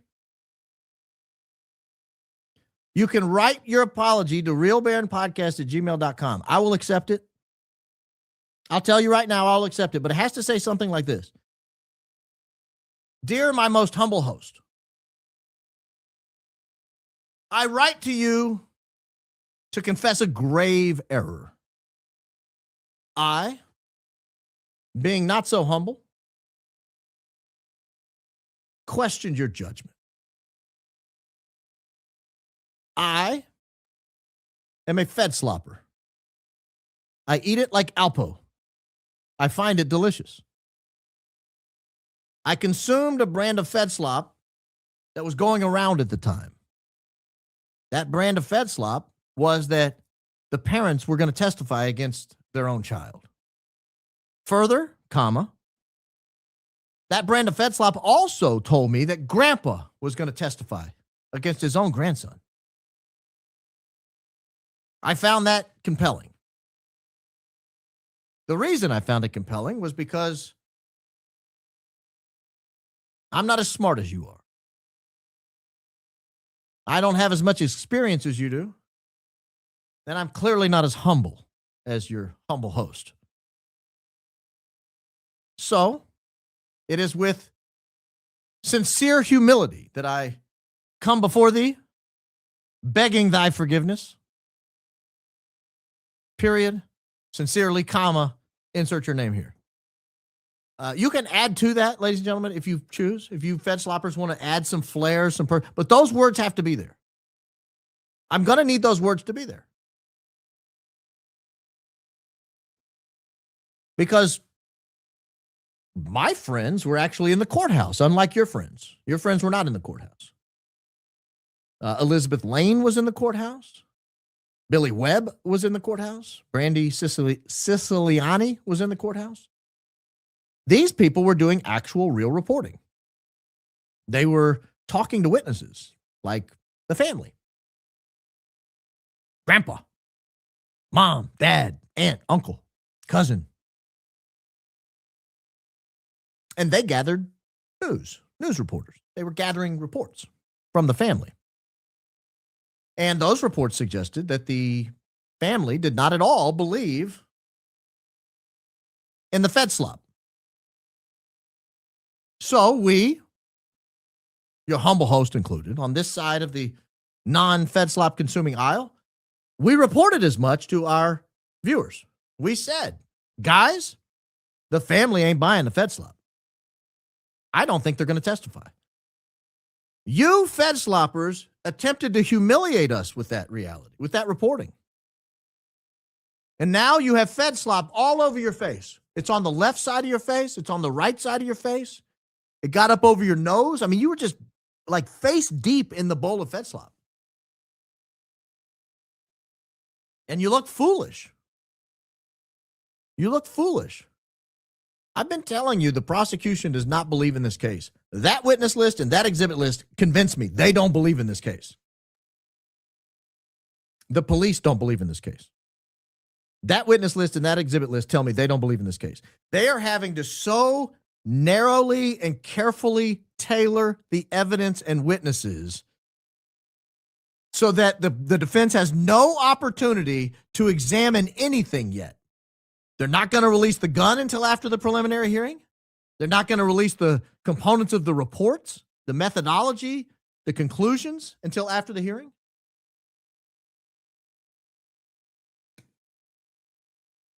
They're not going to release the DNA reports until after the hearing. They're not going to let anyone talk to Lance Twiggs until after the hearing. That does not project confidence, in my opinion. If this is an open and shut case, if we're already to the 100% stage, if we're already to the let's get a tourniquet on his arm and get the needle fired up, if that's where we are already, just open the file. Just open the file. Come and get it. What do you want to see? Like, we're so confident, you can have everything. We'll bring everyone in to testify. We'll have a good old time. We're going to nail the door shut in this preliminary hearing. There will be no exit for him after this preliminary hearing. No line of defense. Why would you put the weakest preliminary hearing case ever put together? Mountains of evidence, ladies and gentlemen. There's mountains of evidence. You could get I heard Andrew Colvett lie about this. Or he might believe it. Maybe he's not very smart. There are mountains of evidence. You could get rid of 90% of the evidence and still have enough to convict. Okay. Okay, sure. I believe you. I believe you. After all, Allie Beth Stuckey told me she's 100% convinced, and she seems credible. She seems super credible. Guys, if you have not yet done so, now's an excellent time to like the video, subscribe to the program. Where are we on subscribers? Someone told me we were over 296 today. Oh, we are. Well over 296. On our way to 297, on our way to 300,000, guys. I appreciate your support. But subscribe to the program, like the program, click the notifications if you want to know when we go live. Tomorrow, I will do a member show. I have 2 invitations out to people to join me. My only fear is that they both accept, in which case I'll have to boot one of them until next week. That's my only fear at this point. But either way, I'll be here probably right at 1 o'clock, maybe a little after 1 o'clock, depending on if I go to the gym at noon or if I go early in the morning tomorrow. But either way, it'll be early afternoon tomorrow. We'll do a show, member show. Those are always a lot of fun. We'll have a good time. We try to cover some different stuff, have a little fun, answer some questions, and all that kind of stuff. So if you are so inclined, you are welcome to join there. Membership is a heck of a lot of fun. It's a great way to support the program. It really is a great way to support the program. So I appreciate those who have taken the leap. Excuse me. Let's run through some of your comments here to piggyback. Last night, I think the Iran war was a back channel sell to China through Kushner, Adels, Roths, big tech. They can't have a global AI empire, one world religion without China. Makes me weary of Board of Peace, Vance Palantir. Okay, thank you. I don't know much about all that. Let's start the night off right for Baron. Thank you, Real Bays. Wow. I was very captivated with your work this week. It's been great seeing you use your influence to raise awareness about what's happening to Christians overseas and the issues ahead here at home. God bless you, your family, and Daisy. Bays is great. If you've not checked out Real Bays, he's got a great channel. He and Danks do a lot of work together, Dankster Intel, if you've not checked out his channel. I talked to Danks this afternoon. He's become a friend of the program, more than a friend of the program. He's become kind of a friend. Don't know him all that well, but getting there.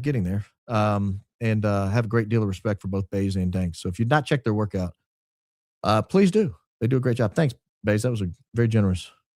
Here for the early. Oh gosh, yeah, the opening jingle. I hate to be the one to break it to you.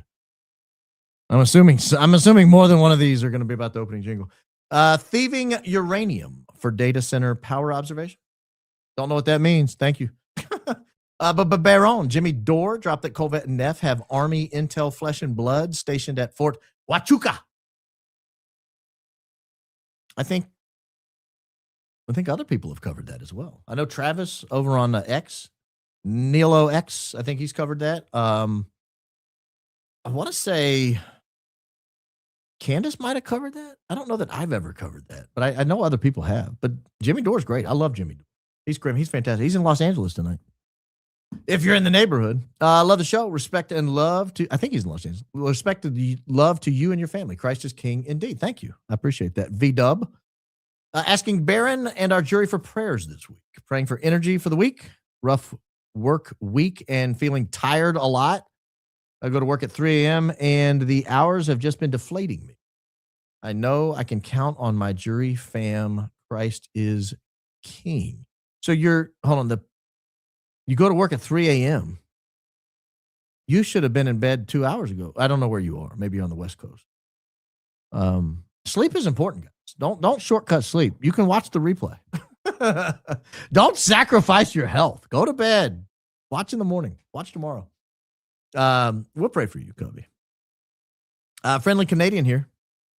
They're all friendly. That's what I'm sold.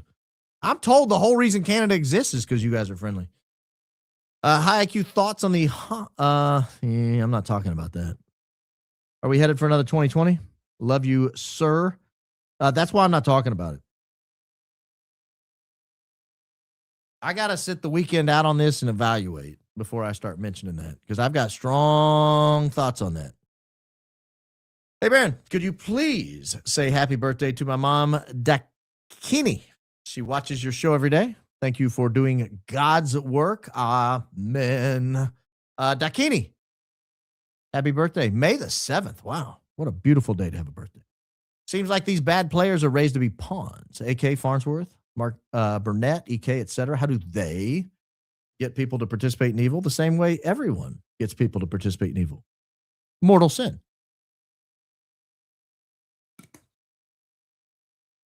You know that line in the Bible where it says there's some sin that leads to death and some that doesn't? Death of the soul, big boy. Death of the spirit. God in your soul. I believe that's the price to pay to get into the club. You know, Jesus was faced with this temptation. They took him up to the top of the mountain and they looked out and Satan gave him the same temptation he gives humans. All this can be yours. Got to follow me, big boy. No, thank you. I'll take the van down by the river. Not selling my soul for a can of tuna, sir. With all the darkness and uncertainty right now, what are your thoughts about having more children? Oh, have as many as you can. I'm 39 and we have 4 boys now. Youngest is 3 and we're considering another. Christ is King. Hey, as long as your doctor checks off on it, the more the merrier. The more the merrier. We had our last, I was 41 and your humble Mrs. Coleman was 42. He's great. He's great. A little wild. A little. Quote from last episode. Fellas, don't be intimidated by the size. I did say that, didn't I? Oh, gosh. Yeah. I don't even remember the size of what we were talking about. The audience, maybe? It was something. Name for patron saint of mothers. Saint Gerard. Praying for all that hurt on Mother's Day. Loss of mom, loss of child. Praying for all. Christ is King. Thank you, Baron, for all you do. When is Mother's Day? Is it coming up? Mother's Day 2026. Oh, gosh, it's this weekend. Why is it so early? Is it early this year? Yeah, I knew that. I had deep Mother's Day plans. I had crazy. We got so many Mother's Day plans. Yes. Thank you. For all of you men who didn't know it was Mother's Day, it's this weekend, guys. Sunday.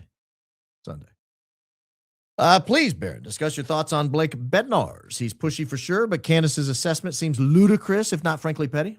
I think I kind of gave that. I wish the creators wouldn't argue with each other. I'll let them fight it out. I don't get involved in other people's fights. I don't want people to fight. I wish people wouldn't fight. Every community has it. It's just, some people are disagreeable by nature. Some people aren't happy unless they're unhappy. That was some of the greatest advice I ever got. Someone once told me that. Some people are not happy unless they're unhappy. And you meet people like that every now and then. Sing us a song, my bee, for the intro. You don't want to hear me singing either. Oh gosh, what was I playing the other day? I was playing Fade Into You.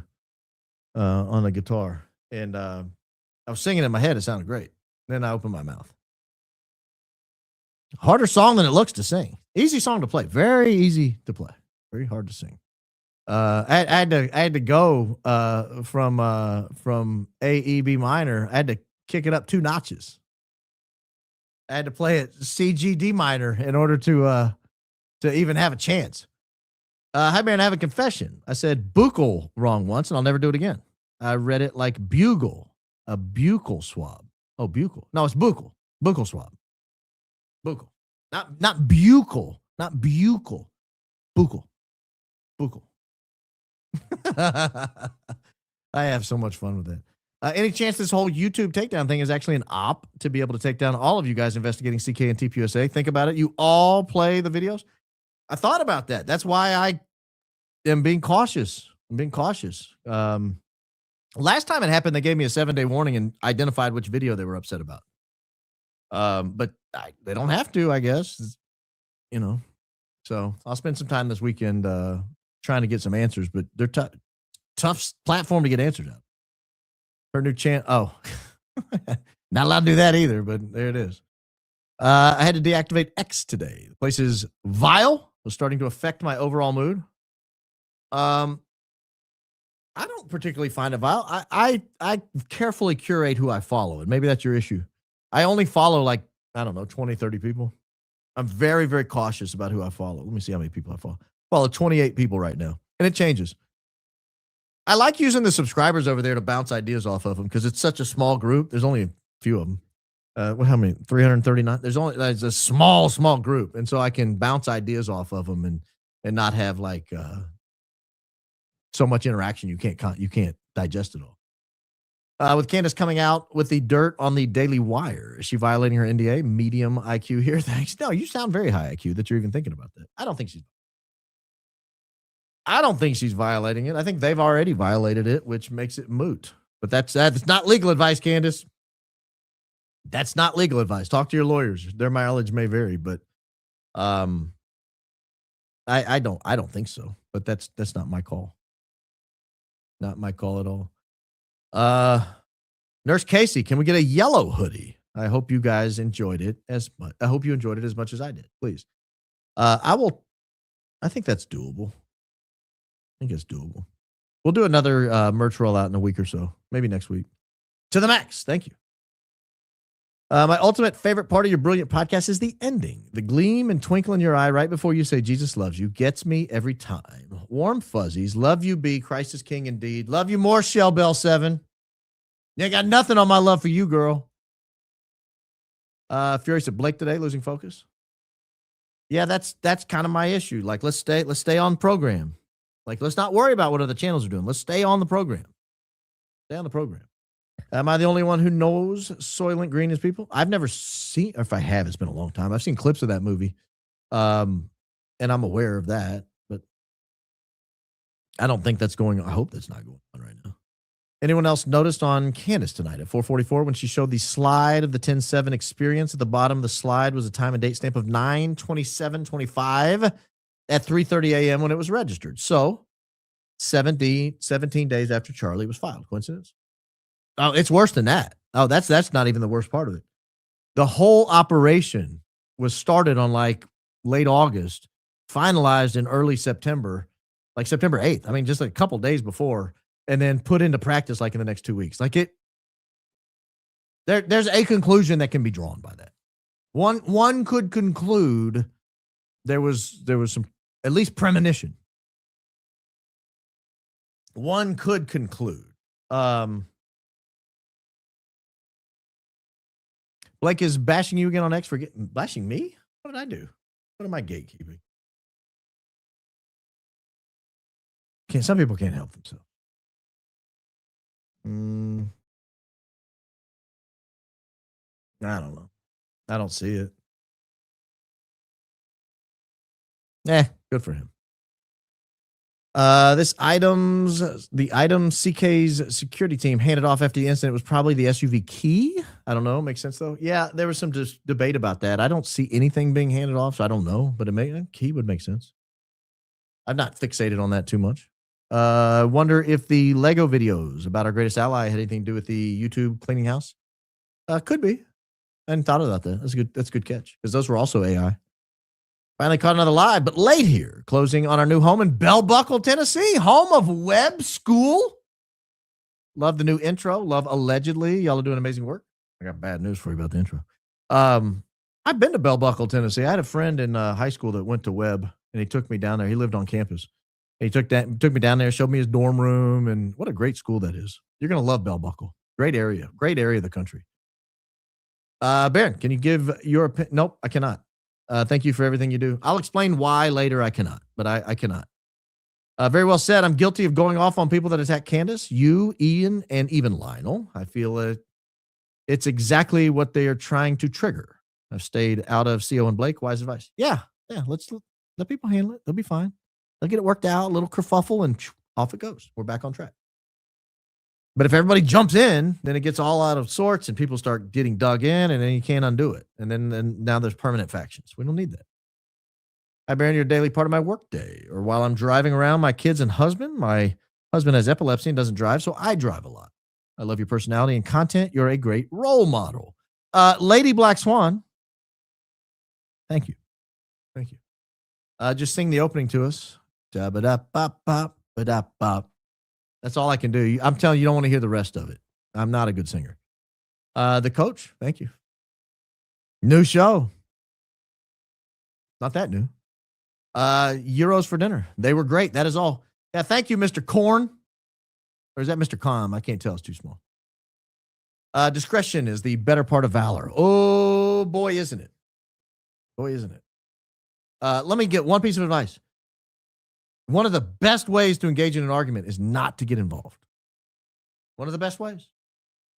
Sorry about the YouTube drama and attacks. Feel bad for ripping on your hoodie color now. You ripped on my hoodie color? Was it this one? You didn't like this color? You need to see it from this angle? Please forgive me. Oh, I do. I don't judge people by their lowest moments. We appreciate your many sacrifices for this community and truth. Enjoy ball with your son tomorrow. Absolutely. Thank you. I will. Remember watching first time hat with paper sign? You seem to.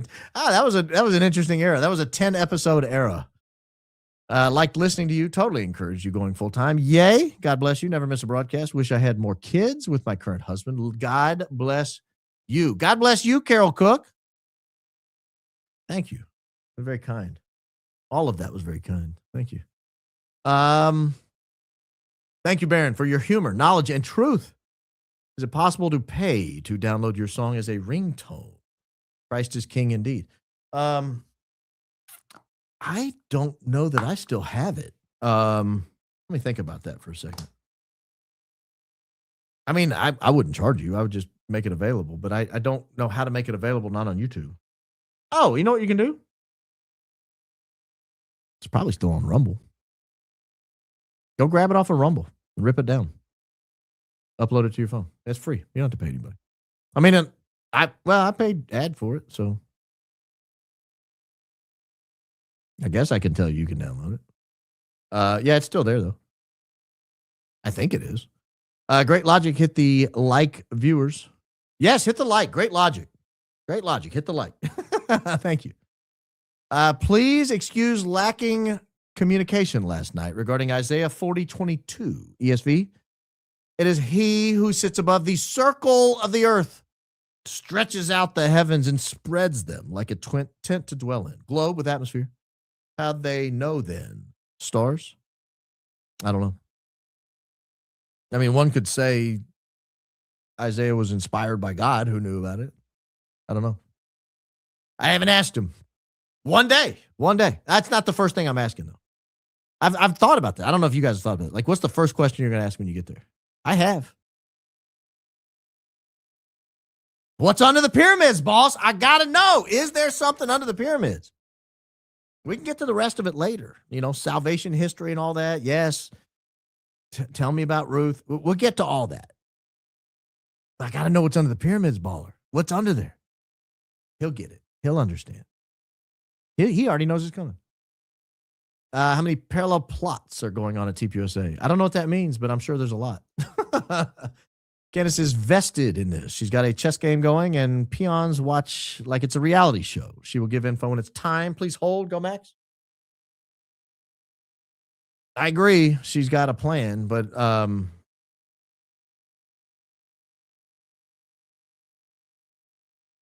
yeah, I'm not gonna say any more about it. I almost said something I might regret. Happy Mother's Day to Mrs. Coleman. She's a champ. She's a champ. There's no doubt about it. No about a doubt it. She's great. Thank you. Who said, why so sad after Erica walked by saying she wanted to go home? Love the show. Christ is King. I don't know. I wish I did. OMG, you sounded like Bill Engvall. You might be a lousy widow if you aren't out leading. Here's your sign. I don't know what that means. Is he, I think he's a comedian, right? I don't know that I've ever watched him, though. I'm sure he's great. Mr. B, loved your Erica Biden comparison. Oh, thank you. I thought that was good. There may be tighter comparison between Erica and Harris. Assigned leader, low IQ, no natural appeal. We're sexist and mean if we don't love and support her. It's also maybe an apt comparison, but it's a different comparison than I was trying to make. I was trying to make the insular nature of the people around Erica, particularly relative to her making comments that she didn't care what people said about her. She wasn't even aware of it. She didn't read the comments. She didn't look at social media. It reminded me very much of how they treated Biden. They wouldn't let him hear any of the criticism. Thank you. Your long sleeve arrived exactly on my birthday. Great opening. Could you further clarify how the attacks you're against differ from the ones you use in the show? Yeah, I can. I don't know that I attack people, but let's take Allie Beth Stuckey just because it's tonight and it's recent. Allie Beth Stuckey and I aren't on any same team. We're not on the same team. I'm not attacking a soldier in my unit. Allie Beth Stuckey is a globalist. She's for what's going on overseas with our greatest ally. She's for the war in Iran. She is a big government globalist, and she's anti-Catholic. She said that many times. I'm not anti-Baptist. I'm not Baptist, but I'm not anti-Baptist. I don't care if you're Baptist. It bothers me when people are anti something that other people truly believe in. Well, if you disagree with them, interact. Be a better example. Maybe they'll want to become what you be the best Baptist in the world, and someone may go, I'd like to be like that. He seems to be working for him. I'd like to check it out. And so I don't. That's different from me than Blake and Candace dusting up, or people on Coach's show arguing with people over on this show over there, or that show over there. I don't like. We're on the same team. Stop. Why are we arguing? Like, we're going the same place. We're going the same direction. We're trying to solve the same problem. We generally believe the same things about how the world works and what the primary things are that we need to be talking about. Why are we arguing with each other? Like if Coach and I just started going toe to toe every day, you guys go, what the hell is going on here? Why are you arguing? If Candace and I started just throwing blows across the internet, that would bother people, and it should. Because it seems like we're fairly aligned on most major issues. I mean, I'm sure there's something we disagree on, but on the major issues that we're talking about on a daily basis, we're pretty well aligned. So she might disagree with something I say on here, and she has. She's said on her show, Barron said this. I disagree. I think this. I don't care. Good. Let's get all the opinions on the table and let's talk about it. So that's not me attacking people. Like, Andrew Colvett is not on my team. Erica Kirk is not on my team. Gary Milton is not on my team. They're fed sloppers. Blake Sneff Speed. He's not on my team. Not on my team. I have a 9-month-old son, and I worry about what his future will look like. I take comfort knowing that there are people like you, Candace, and our whole community who have young kids are also invested in their future. Christ is king indeed. I had a guy come to my house today, and he had maybe a 4-year-old with him, 4, 5, 3, I don't know. About that age. Young kid. And I actually thought about it while we were standing there talking on the front porch today. I was looking at that kid and thought, man, he's younger than my kids. Like, what's the world going to look like when he's old? I don't know. If I was married to EK, I'd be gone 300 days a year. Oh, gosh. Oh, that caught me off guard. I was not expecting that. A McD 81. Wow. Okie dokie. Oh, gosh. Shots fired. I'd like to report shots fired. Allie Beth looks like Andrew Colvett in drag. 100%. Oh, come on. Don't insult Andrew. Forgive me, B, but it appears you let one rip last night at 23:07 right after you say because. Sure sounds like it. Respectfully, Bighorn Shaver. I don't think I did. I wouldn't deny it. I mean, that's part of human nature. People pass gas. I don't think I did, though. 23:07. I might have burped. I try not to eat before going on air. I actually did eat last night before I went on air, and I try not to. But it was so late, I did. And maybe I'd like belched into the mic a little bit. I don't know. Like I said, I wouldn't deny it. I just don't think I did. Thank you for not making us suffer through 12 minutes of this dumb hornet etch. Yeah, 4 was plenty. Great Leroy Jenkins mentioned in the beginning of the show. I got you covered. Zero Nova. I got you covered. Appreciate you, Daisy, your sister, and your family. Also want to help fund your new intro song. Love your show. Christ is King indeed. Yeah, I've got a couple of ideas on that. I have somebody that I'd asked to make an intro before Fleet agreed to do it, and I put him on hold because she was doing it. So I may go back to him and just say, "Hey, will you put something together?" We'll have fun with it. Are you familiar with Guy Anderson's work? Guy Anderson? I don't think so. I don't know who that is. What are your thoughts on Tartaria and clones? He believes that about 750 years has been added to our calendar. We're now living in Satan's little season, and the millennial reign ended in 1776. Well, I can assure you I don't believe in all that. Tartaria, I believe, was a real place, certainly on old maps, but I don't think it is the global empire forgotten to history that everybody tries to assign it. Clones, I worry about cloning, but I don't know if that's what you're asking. I worry that there are actual human clones out there. They're just delayed twins is all they are, and it weirds me out. 750 added to the calendar? No way. The stars wouldn't align. Like, we have accurate star maps going back in time, and you can like go back and stars are where they're supposed to be. So I don't believe that. But thank you.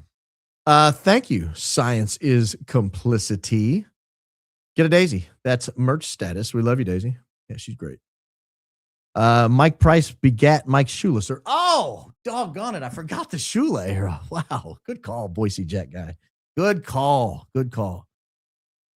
Sorry about that. I apologize. My Tide history has let me down. The fact that TPUSA keeps using the Charlie Kirk show is so diabolical to me. Rush Limbaugh's friends didn't keep his show going without him. To carry on his legacy, it ended with Rush's last words, as it should. That is respect. That's correct. I think that's correct. Did they not do like a few best ofs or something for a couple weeks while they figured out what they were going to do? I don't remember. I remember being shocked when he died. I remember that. It's so much worse than just using the Charlie Kirk show. I was watching Jesse today. He's still on the website, guys. That's weird. Like not like a picture of him. I'm talking about on the board of directors. Go Baron Go. Much love to you, Daisy, and your family. Thank you. Allie Beth from Whoville. Who from Whoville? I don't know what that means. Hi, Baron. Thanks for gambling with your soul. Gambling with your soul for us. Oh, I'm not gambling. I feel confident. We're allowed to play. Here's my ante for the Coleman Casino. Maybe that would have been a great AI video. Hope to see her reinstated. She's been a bit helpful unifier in the movement. Christ is King, indeed. Yeah, I don't. Thank you for the ante, but I don't think, TJ, that we're gambling. I think Allie's just fed slopping. Grateful you don't use AI. Keep it real. I don't know how. I mean, I know how to like search stuff, but I don't. I'm not on Ian's level where he's like, "Oh, you need an app for that," and then whips it up in 10 minutes. I can't do all that. That guy's like an AI goat. Best line of the night. Get it, Daisy? Yes, sir. I'm going to steal that line whenever someone has not done their research. Christ is king indeed. Thank you. I miss the days of staring at the side of your head. How dare you go and get all professional on us? Hold that thought, because I think there was a period of time where I was reading off a witness list and you weren't watching it. So hold that thought. Love you, Baron. I pray for you every day. Christ is the king. Thank you. I can feel that. Thank you. I genuinely can. Funny that YouTube didn't want me to mention a certain AI creator in my last super chat. Oh, they dropped the hammer that fast. Let's move on from Stuckey. You seem stuck on her. No, it was such an example because she ran the whole gamut of the Fed slop argument that is total garbage. And it was so easy to refute because she dropped the game. She gave the game away right in the middle of it. So I had to do it. I did move on in the sense that I only played about a third of what I originally had lined up. But yeah, no, I didn't want to move on. I'm not stuck on her at all. I thought it was an excellent example of bad logic, refuting her own argument in the middle, giving us permission to create to go after Erica as her role as CEO, and then telling us if you did that, however, you were going to. I mean, it was brilliant. It was just sheer brilliance by her. If she wanted to undo her entire argument, she did great. ABS is stuck in high school and YouTube is censoring ag. Oh, again, okay. Stuckey, obviously a paid narrative asset. Well, she works for the Blaze. Henceforth, she'll be known as Allie Beth Stuckey. Yeah, she sounded like she had a terrible cold. She was talking like that the whole time. I was like, girl, get some nasal strips. Put some makeup over. We won't even know you have it on. Baron, love your show and watch my son who recently left the military forever. Yay. Someone commented on CO recently. They get treatment at LF, same center, and it's closed on Wednesday. Oh. Is that true?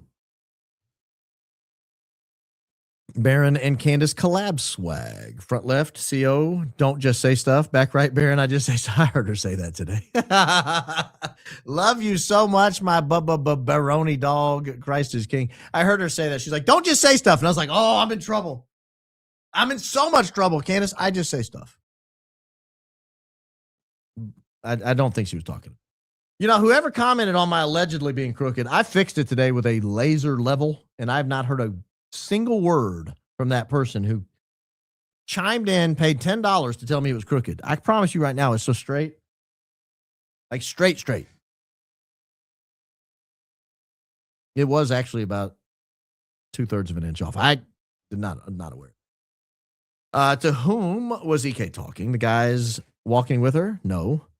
She would have said that to them when they approached her. So at that moment, she was directing the comment to someone or something else. Christ is king indeed. You're talking about the I just want to go home? It looked very unnatural to me. That's why I initially thought that did not happen. That's not right. But Baron, you were right. Erica was sheep dipped. So hard for this. CIA, CEO, EMP, never a stay-at-home mom and wife. Just a bot. It's your opinion.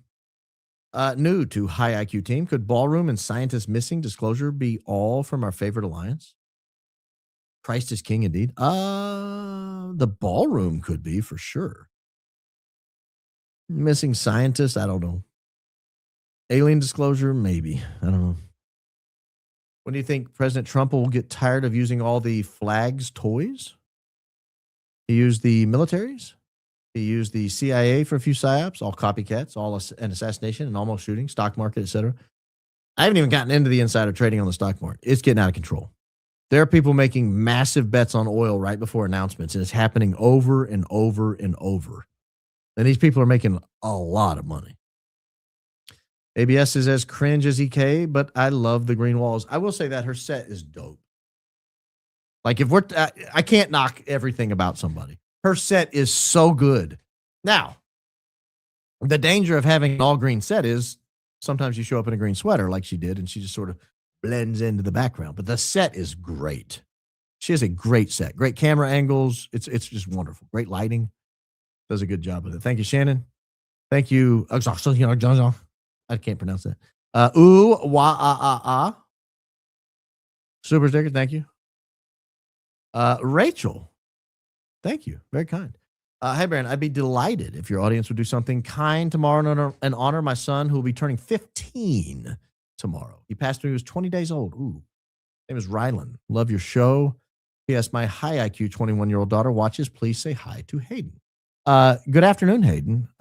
Rachel, I'm very sorry to hear about your son passing at just 20 days old. That'll be very tough. 15 years old tomorrow. I'll pray for him.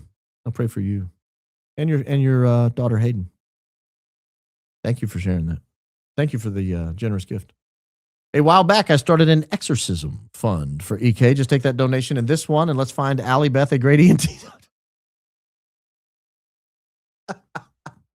She just needs some like Allegra or something. I think. I don't think like Allegra D, and she's good to go. B, my cat Ratso went ballistic when you said bird hands, so I gave him a treat and said it's just Baron with another Baronism.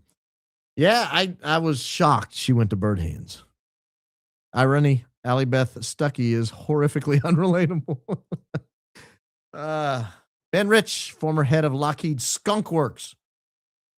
We already have the technology to travel among the stars, but it's been hidden in black projects. It will take an act of God for it to ever benefit humanity. I don't know who that is.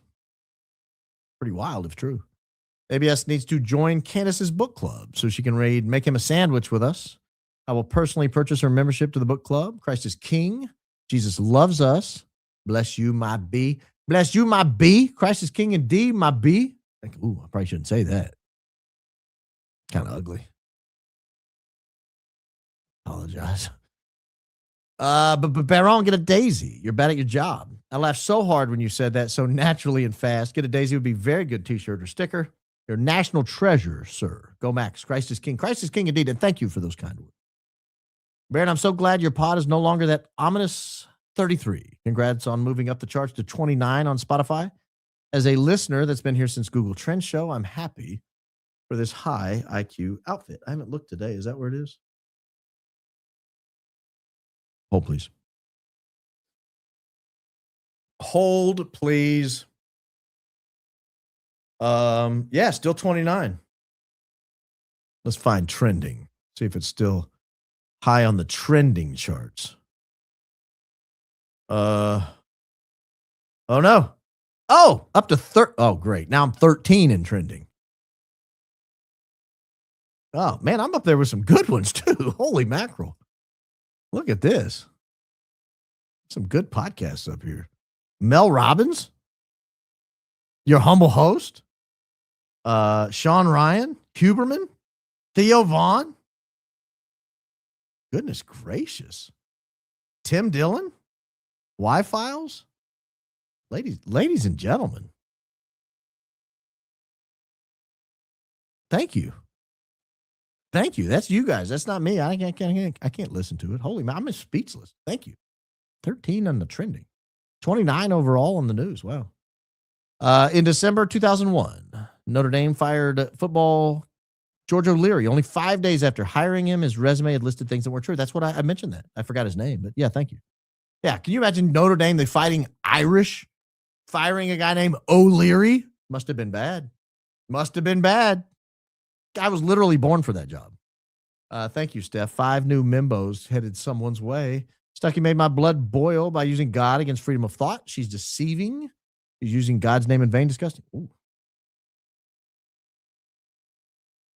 I kind of had the same thought.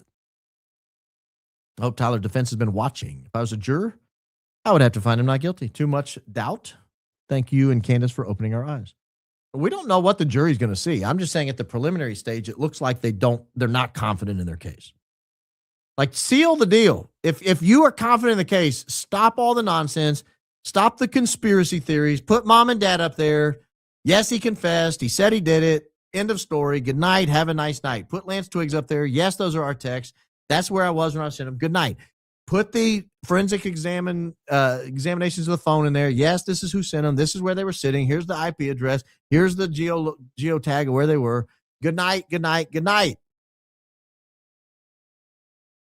Instead, we're getting more Fed slop. So thank you. Oh no, bird pecking hand is how my kids know they're about to get a giant scolding. I've seen them make eye contact with a bird hand. Don't do that. Don't do that. Don't do that. Give him the okay sign. Give him this thing, the Bill Clinton.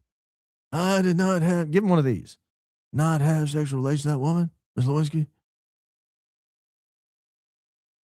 I'm definitely not taking spiritual advice from a kooky, bird-handed chick. She's one of the minions of the great deceiver. They're amping it up. Stay in prayer. Christ is king. Christ is king indeed. Thank you. Allie B.S. Oh, I didn't realize her initials were also as wonderful as Ben Shapiro's and as apt. The female equivalent of Josh Hammer. My ears are about to bleed. I'm sure Glenn Beck sends out the EK talking points on the blaze. Christ is king indeed. Thank you. I've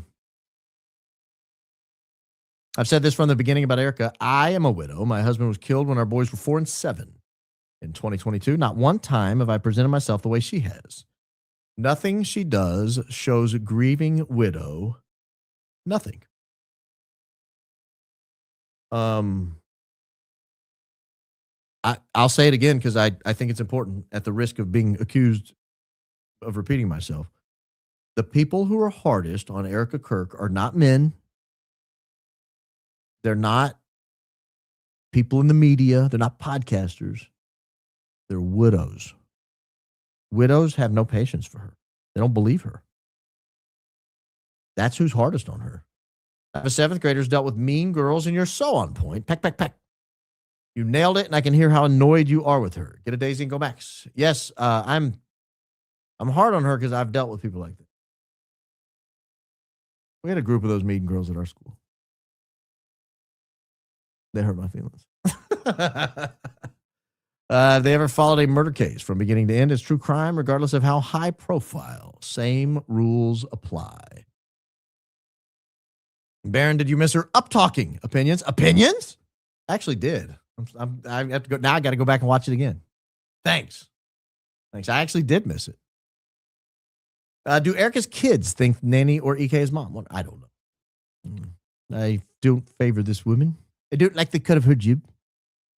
For Super Chat, here since CO Trends talk regarding last episode. Suspicious timing, large-scale Philly propaganda campaign needs ample cloud computing via data centers. 5.5 years sober. Need bumper sticker for my car in New York.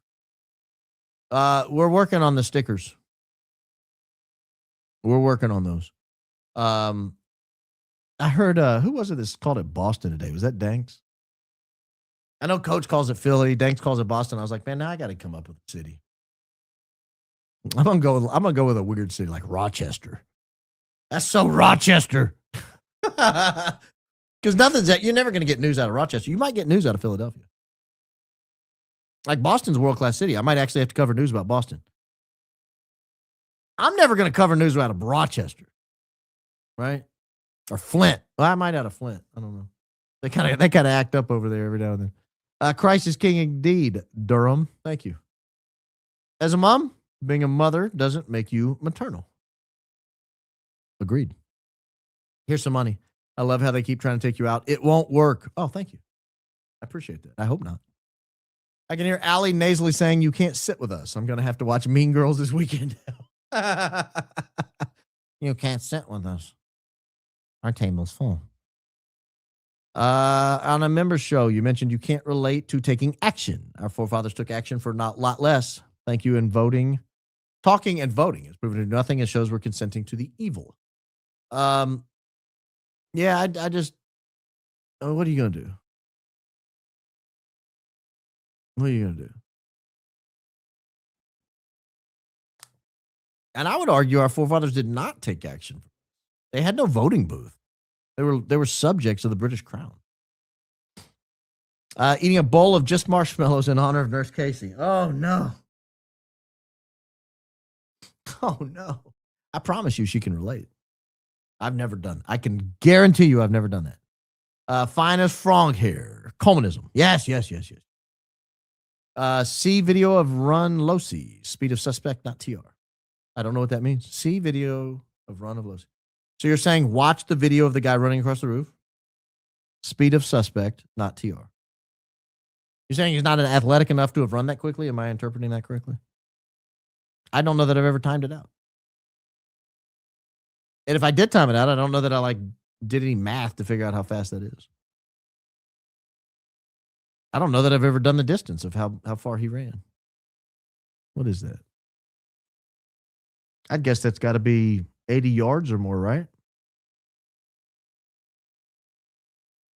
I'll get on Google Maps or Google Earth and I'll run the little meter stick around it, see how far it is. That's good. That's a good point. I'll check that out. Highlight to the program, watching it 2x to catch up. Bubba Baron, Bird Hands broke me. Thank you, sir. Thank you. Trying over here. We have questions because CKEK did publicly speak about how families should act and function. They put themselves in the spot as a public couple. Christ is king indeed. Great. That's actually a wonderful point that I did not make and probably should have. That's one of the reasons we have questions, is because they kept saying over and over, the woman, if she can, if at all possible, can stay home, and she can.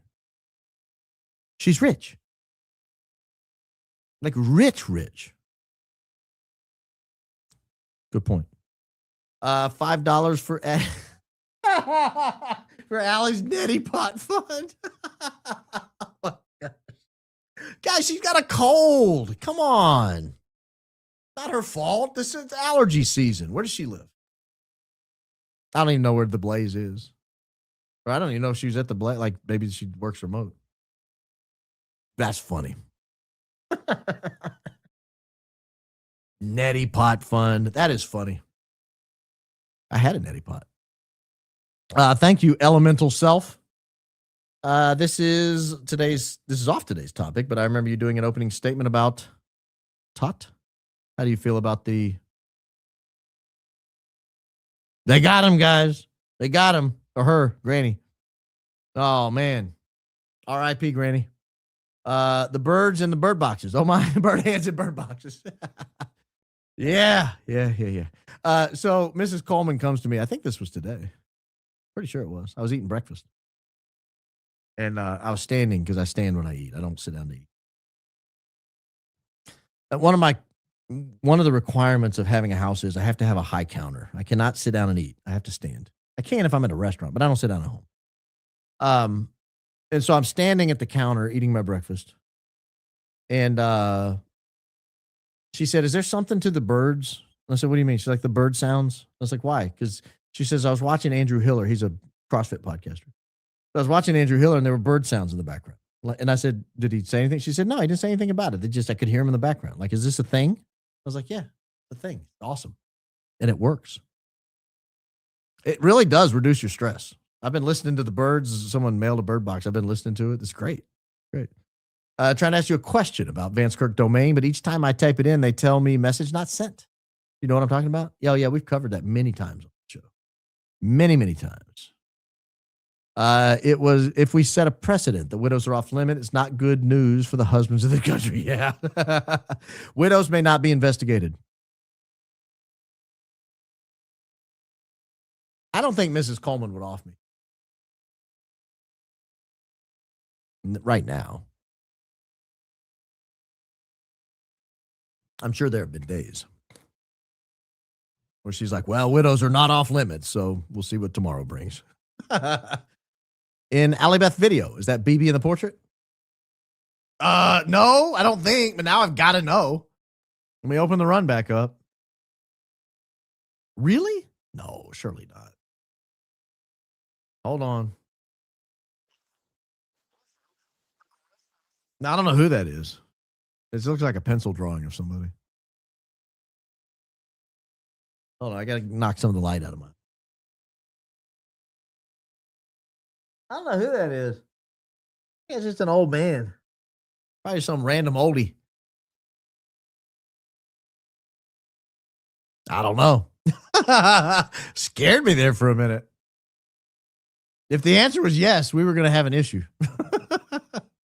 You have a real issue. Remember a video today of military general and veteran. Both believe CK's shirt exploded.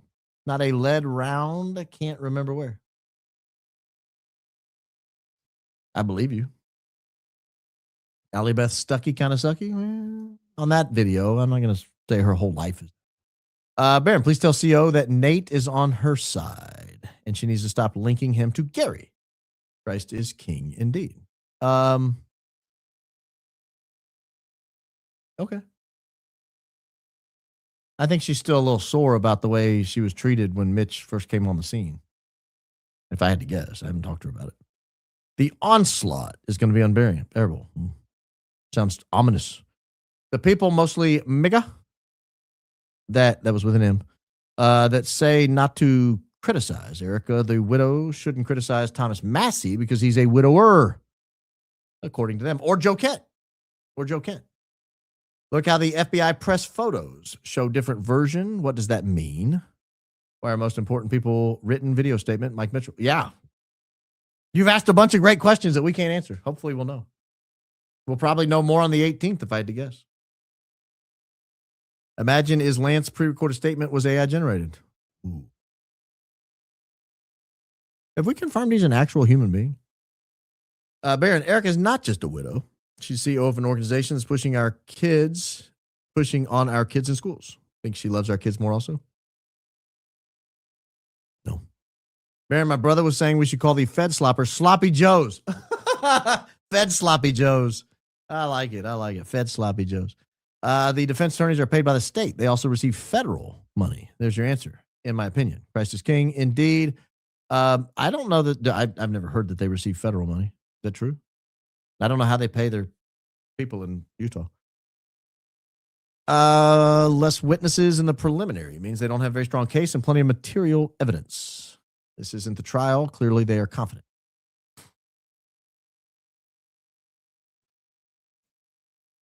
I disagree with that. I just totally disagree with it. Particularly when, by the nature of this, maybe if this was like some random 2-bit murder in a neighborhood somewhere, maybe you could make that argument. But they didn't put the material evidence on the list, the exhibit list. They put a bunch of conclusory statements. They didn't put any of the forensic stuff on there. And this is a chance to just end it. You put the parents on that witness list, it's over. Like, people are like, oh, I guess the parents are going to testify against it. And now this continues. And that's apparently what they tell us they don't want. It's a real issue if EK is away from the kids a lot. As a widow, I felt worse because my kids not only lost their dad, but also the mom I used to be. Ooh. Gosh. That's a tough way to word that. Thank you. Use upcoming musicians to open shows. I can't because then their music's copyrighted. Hi, Baron. Love you. Candace, if you're watching, please get Baron on Theo. You three are my favorite, and I would love to see all the worlds collide. Theo and B share many viewpoints, and he'd be a great pop. Candace, are you watching this? You should be watching this. This is amazing. These people have the best ideas. Yeah. Oh, yeah. The commenters are great. Oh, yeah. Just turn it on. You'll see. Like, so, just happened to. Oh, yeah. It's a great comment. Done. Just common sensing it. We're not going to align with everyone on everything. For me, it comes down to the weight of what we do and don't align on. I always try to give the benefit of the doubt and overlook meaningless things, but some things I can't overlook and run out of benefits to give.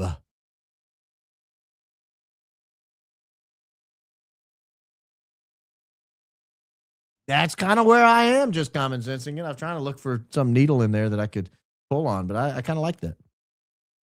Women who murder their husbands are still widows. It can't be an absolute protected class. We're not saying anything by that. Baron, I made a mistake. I thought I was commenting on a super chat, but I think I reported it. I'm sorry to the super chatter and you. Fortunately, it was a benign reply. I hope YouTube can tell it was a silly mistake. Christ is king indeed. I'm sure they'll be fine. Is it possible for a judge in Provo to ban Erica from court? I saw on other person's channel. Not sure if clicks are real. No. Well, she's the victim representative. I can't imagine that they say you're not allowed in court. Maybe. I don't think so. Hi, Baron. In my opinion, the way Utah court is set up, where they don't go through a grand jury, the lack of testimony and in-person witnesses is wild. How can this be pushed through in a death penalty case? Insane. Yeah. I don't understand why they don't use a grand jury. We wouldn't be going through any of this. He'd already be indicted. Just do it, and nobody would be watching. There'd be no preliminary hearing. You'd have a grand jury. You'd already done all this behind closed doors. None of us would have been invited. Baron, one of my favorite new Baronisms from yesterday that I'm now filing away for future use is there's a lot of people you can get to do almost anything for a donut. LOL. Love it. Go Max. Thank you. And there's truer words have almost never been spoken. But Baron didn't prosecutor say it last hearing. They had video of TR taking the shot. Yeah, he did. But we'll see what they have. Pulling a Baron while discussing all the things we will or will not see. Best one so far. I hadn't pulled a Baron in a while. It's been a month or more. Thank you for listening to her so we don't have to. Yeah. It's a tough job, guys. It's a tough job. Have sniffer dogs testify. Case over and dismissed.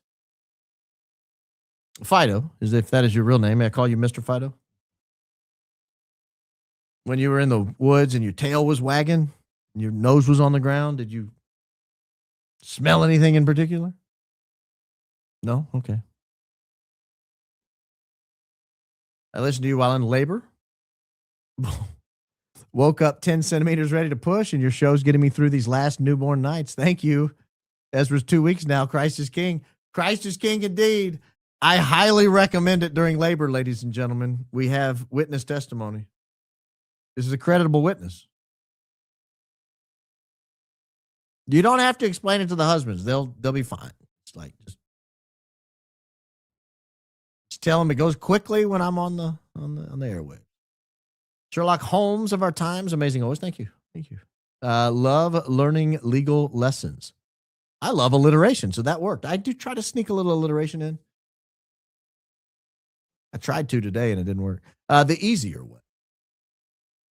This is an easy way. Thank you. Can LT testify? Where is he? Is he above ground? Well, he can't because he's not on the witness list as being testifying. He can't just barge in and demand to testify. This is not a defense's hearing. This is the state's hearing. I think he's in Texas.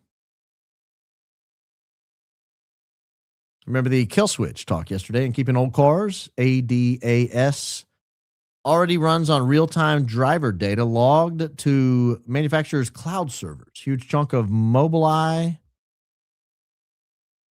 Boston? New mandate could plug right in. Oh. Yeah, I don't know, man. That stuff scares me. I don't know. Finally understood the name of the game. EK Ultra. Doesn't the deleted evidence and contaminated crime scenes speak to the veracity of the prosecution's claims? No forensic evidence. I'd vote not guilty. I agree, but that's going to have to be made at trial. Can't make that argument at the preliminary hearing. I guess you could. I mean, they could ask, did you do anything to preserve the crime scene? Is it going to be able to be visited? You know, what? I guess. I don't know. I wonder if B makes rubrics for his kids. Apologies too. Kinda. I started laughing it off, but the reality is we kind of do. Posted on Candace, but your thoughts. Wondering why the War Thunder community hasn't been told TPUSA is hiding files. There's always a government hack there. Just send them TPUSA way. Love the show. I don't know what all that means, man. I wish I did. Thank you. Doesn't look like a mountainous of evidence to me. No, it does not look like a mountainous of evidence to me either. Evidenceness doesn't at all. Mail time. Friday, join us. Yes, I'll be here tomorrow for mail time. I've got a little stack. Your stuff is in that stack. Don't forget lab work tomorrow. It's on the calendar. I already got an appointment. Hold on. What time is it? Hold, please. It is on the calendar for... Oh, gosh. What happened? 9 o'clock. 9 o'clock. Good call. Let me go ahead and set an alarm. That way I don't have to worry about the calendar notification. I'll set an alarm for 8:30.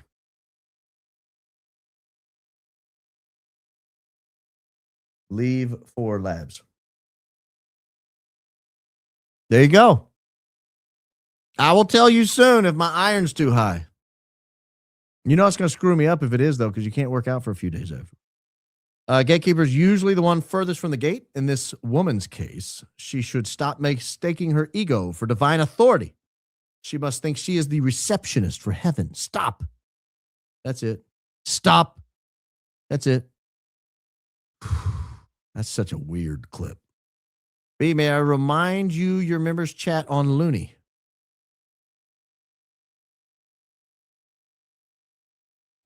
You may. I don't know what you're talking about. My 8-year-old son was screaming for me in his room. I go in, he's freaking out and yelling, Baron and Candace are commentators on this UFC early access game. I looked and it was y'all. What? Can you take a picture and email that to me, Miss Gato? Hold on. UFC early access game? We're the commentators? They're not paying me for it.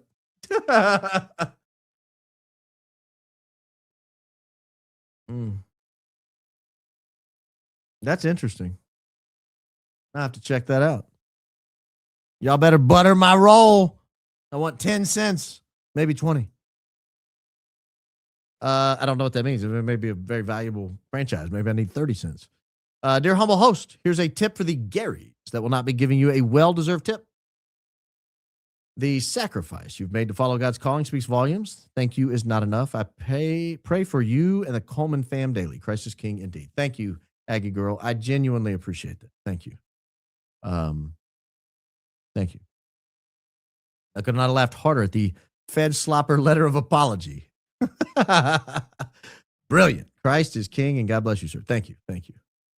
I hope to get one. I'm going to check my mail when I get done here. There better be several. Has anyone asked why the crime scene was paved over in days? Was it not secured with the yellow tape of the police? The FCM needs to be interrogated. Yes. I mean, this is great questions all. Sending this at the end of the show, I'm still surprised by the level of self-entitlement when someone demands you cover a story they want on your show. Strong sense of importance. Christ is King. Jesus loves you. Thank you. Christ is King indeed. This would be the opportunity to tell people, don't text your favorite podcaster. If you find their number, don't text them. Like, I throw a fit when it happens. Happens too often. No screw is worth $1,000.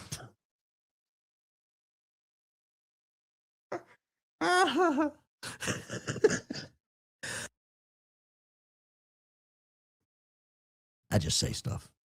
That is probably why Candace said, don't just say stuff. She probably is referencing that line. Oh, gosh. Probably referencing that line. Appreciate your high IQ. Been following since Ian told us to. Consider adding neither here nor there to the intro. Keep us in the know. I don't know what that means.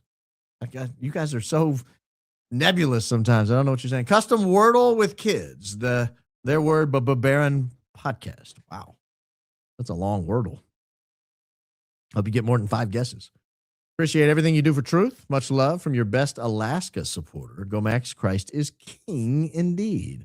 I love my Alaska supporters. I'll have you know I don't consider them all the best, though. Only you. I got my best Alaska supporter. I have my best indigenous Alaska supporter. And I got my second best Alaska supporter. And you guys are distinctly different people. Thank you. Christ is King indeed. Thanks. Show today with Blake. Very insightful. Everyone should take the time to watch, like the first 60 minutes. I watched a good chunk of it. And I talked to him about it afterwards. Baron, Hubs and I found Jesus 6 years ago. Lately, I've felt the pull to Catholicism. Do you have any book recs? Not Rome Sweet Home for my very anti-Catholic Hubs. Thank you. Christ is King indeed. Can I ask why not Rome Sweet Home? I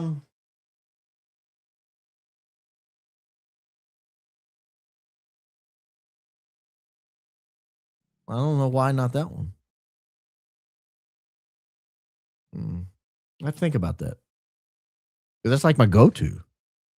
People love it. Befuddled by daffodils, yellow. Yes, this is it. Looks good on you. Thank you. The wars online will only get worse as the bots increase. 2, Stay discerning, peeps. Been here since October. Love your work. Appreciate you, my B. Christ is King indeed. Thank you. There's no one like you, Baron, bringing the perfect mix of comedy, intellect, and the news.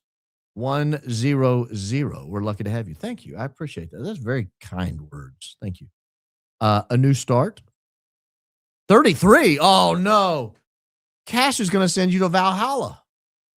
Great. Lost a listener. For the intro, I have a real band play your song to members of the grand jury dancing. No AI. I love this community. Christ is King indeed. I'd have to track down members of the grand jury and have them dance. That'd be tough. Allie Beth telling me she's 100% sure Tyler Robinson killed Charlie Kirk with a 30-06 is like me telling Allie Beth that she's going to the netherworld when I've never read a word of the Bible. Yeah. I just don't understand why she felt like she had to throw that in. You can ask questions about it. Now, I'm 100% sure he did it. Huh? What? How? How can anyone be 100% sure at this point? I believe Charlie was looking for a way to wind down his duties at TPUSA to mentor replacements so he could be home raising his family. I don't think EK liked the idea of CK being home. Well, that's a big scenario you've created that I'm not sure we have evidence for. Baron, take a look at Blake's receipts on Danks today. In all fairness to him, as Danks said, you brought more receipts than I ever expected. I told you I watched it. I, too, start work at 3 a.m. Do you work for an airline, too? You're talking to Cubby. Delta ANC first live all week due to moving. Baron looks better than AK. I really like that royal blue hoodie on you. Christ is King indeed. Oh, you're making me blush. But this hoodie's yellow. But you're talking about the other one? 3 a.m. You need to go to bed, especially if you work for Delta. I know you're in the United States. It's Pastor Allie Beth Stuckey to you. Just kidding. Love the show, Baron. My husband and I love watching. Thank you, Alexandria Flores. She's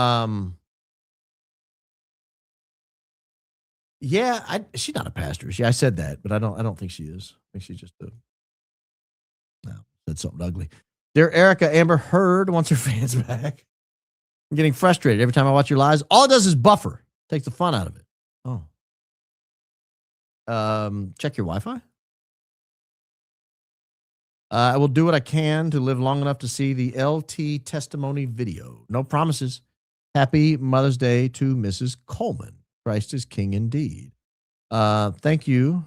Are you in danger of not being around to see the video? It's only 10 days. Go buy some green bananas and hold on with us. I hope you're doing okay. I'm not making light of it. Christ is King indeed. And I already knew it was Mother's Day this weekend. I know. I should have.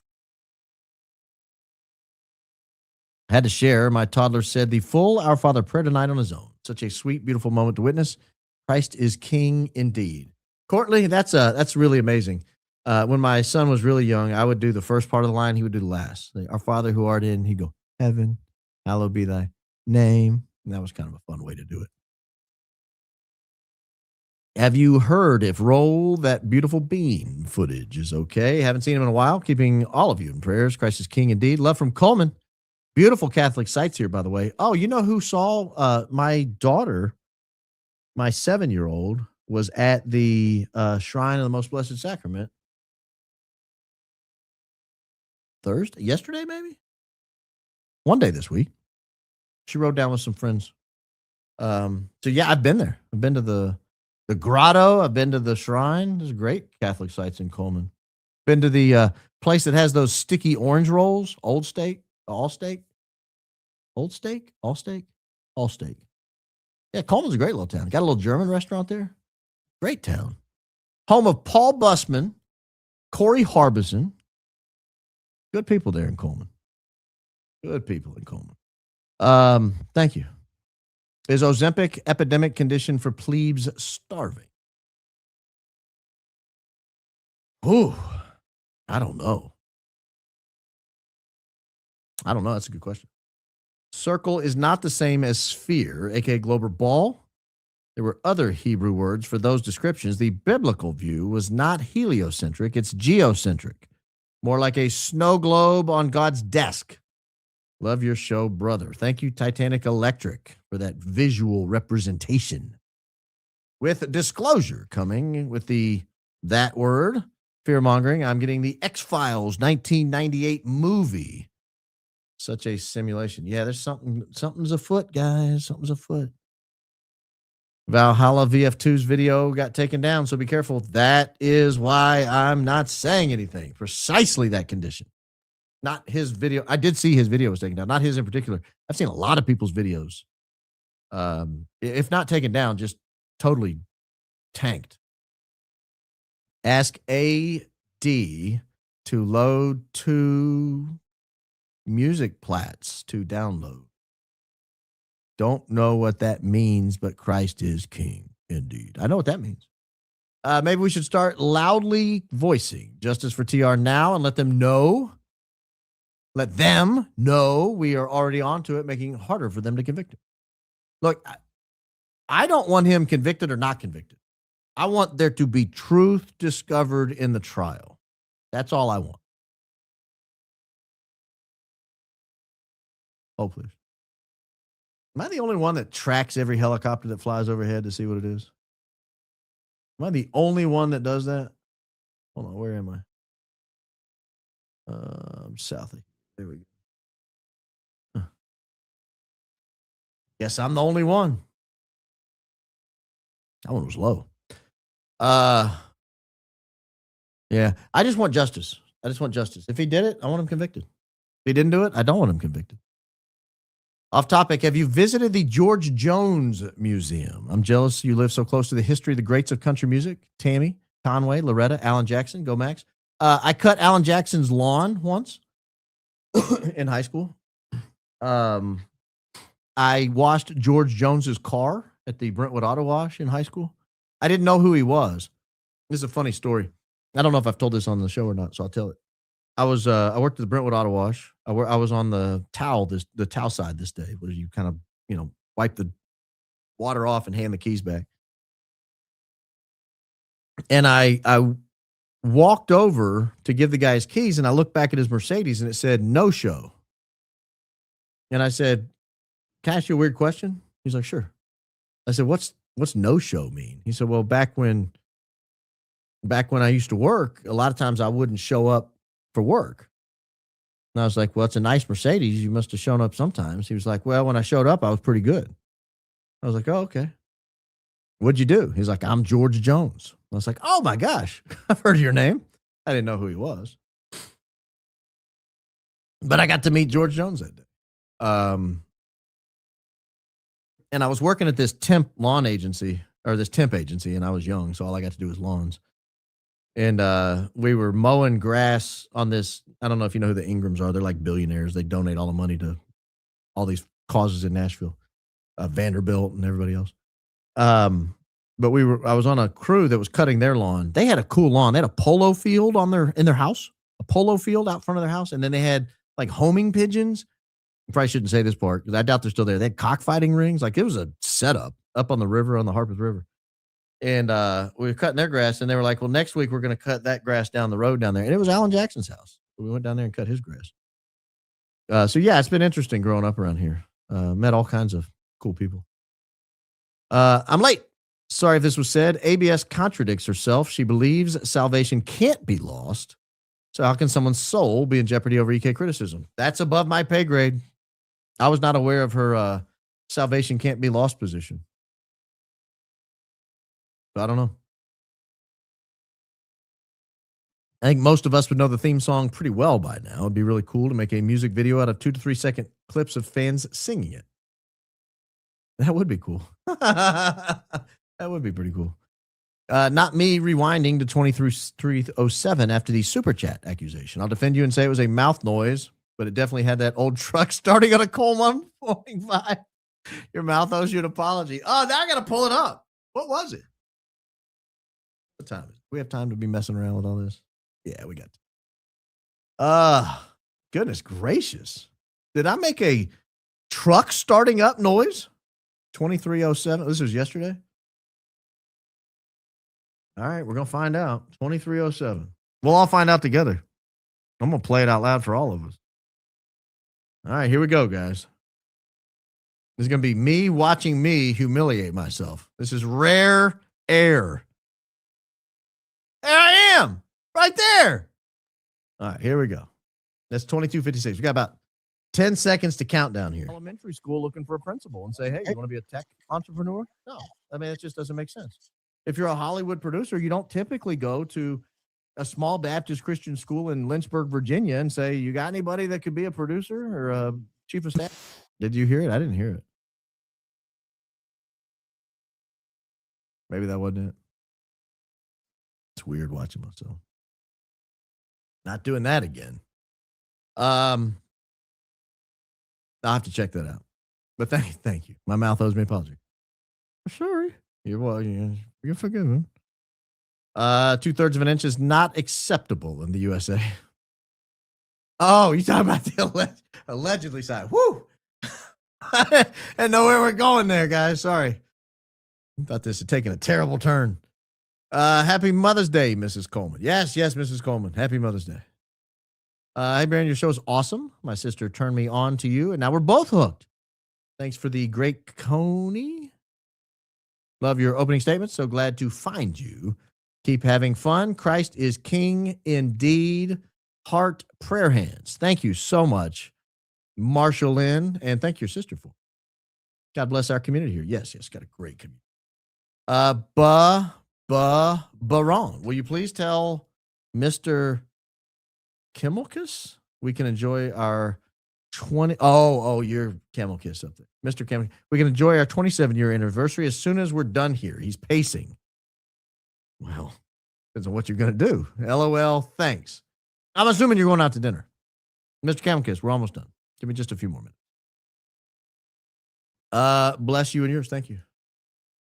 10-2 Candace. Charlie always loved to tell me that the eyes are the window to the soul and a giveaway of evil. This was before suspicion of Erica. Kind of scary, though, for being honest. Baron, notice the different disclosure dates of the Lance Twiggs recording. No, I didn't notice that. Why did they disclose it twice? Or maybe they're different recordings, I guess, is what you're saying. But Baron, think magnetic bumper stickers like I miss Reagan and my governor's an idiot. California, America first, Christ is king. Yeah, I'm not going to do actual stickers. I don't think people use real stickers anymore, do they? Leroy and I from same hometown, half mile from me. My dad was SCHP trooper when LJ got paid to fire a fellow SCHP for giving daughter ticket. Did 8 of 20 and began healing again in Scottsdale. Wed a 70-year-old widow, lot winner. Christ is king indeed. I'm assuming some of that was supposed to make sense to me, and I apologize that it did not. I don't know what SC is. South Carolina Highway Patrol? I don't know who LJ is, and I don't know who Leroy is. Thank you. Just got here. Have to catch up. Hey, Baron. Hey, Dan Dangler. How you doing, Dan Dangler? If I had a friend named Dan Dangler, I would only call him Dan Dangler. Project Constitution did the math on the Losi run. There's a recent ex-post. Shooter would have to run 200 meters in 20 seconds. No, 200 meters. That roof is not 200 meters. No way. And 200 meters in 20 seconds is not a 456 mile. That's a dead sprint. That's Olympic sprint. They do 10-second 100 meters. They don't even do 200 meters in 20 seconds. Olympic sprinters. They're like 21 seconds. I'll have to do the math. I trust Project Constitution's math. After that, not very much. I'll do my own math, please. Thank you. I know this is off topic today, but how do we feel about them overturning the Alex Murdaugh case? When did they overturn it? I did an opening on Alex Murdaugh not long ago.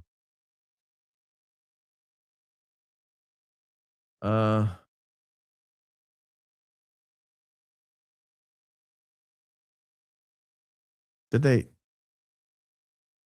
This is saying he's still in custody.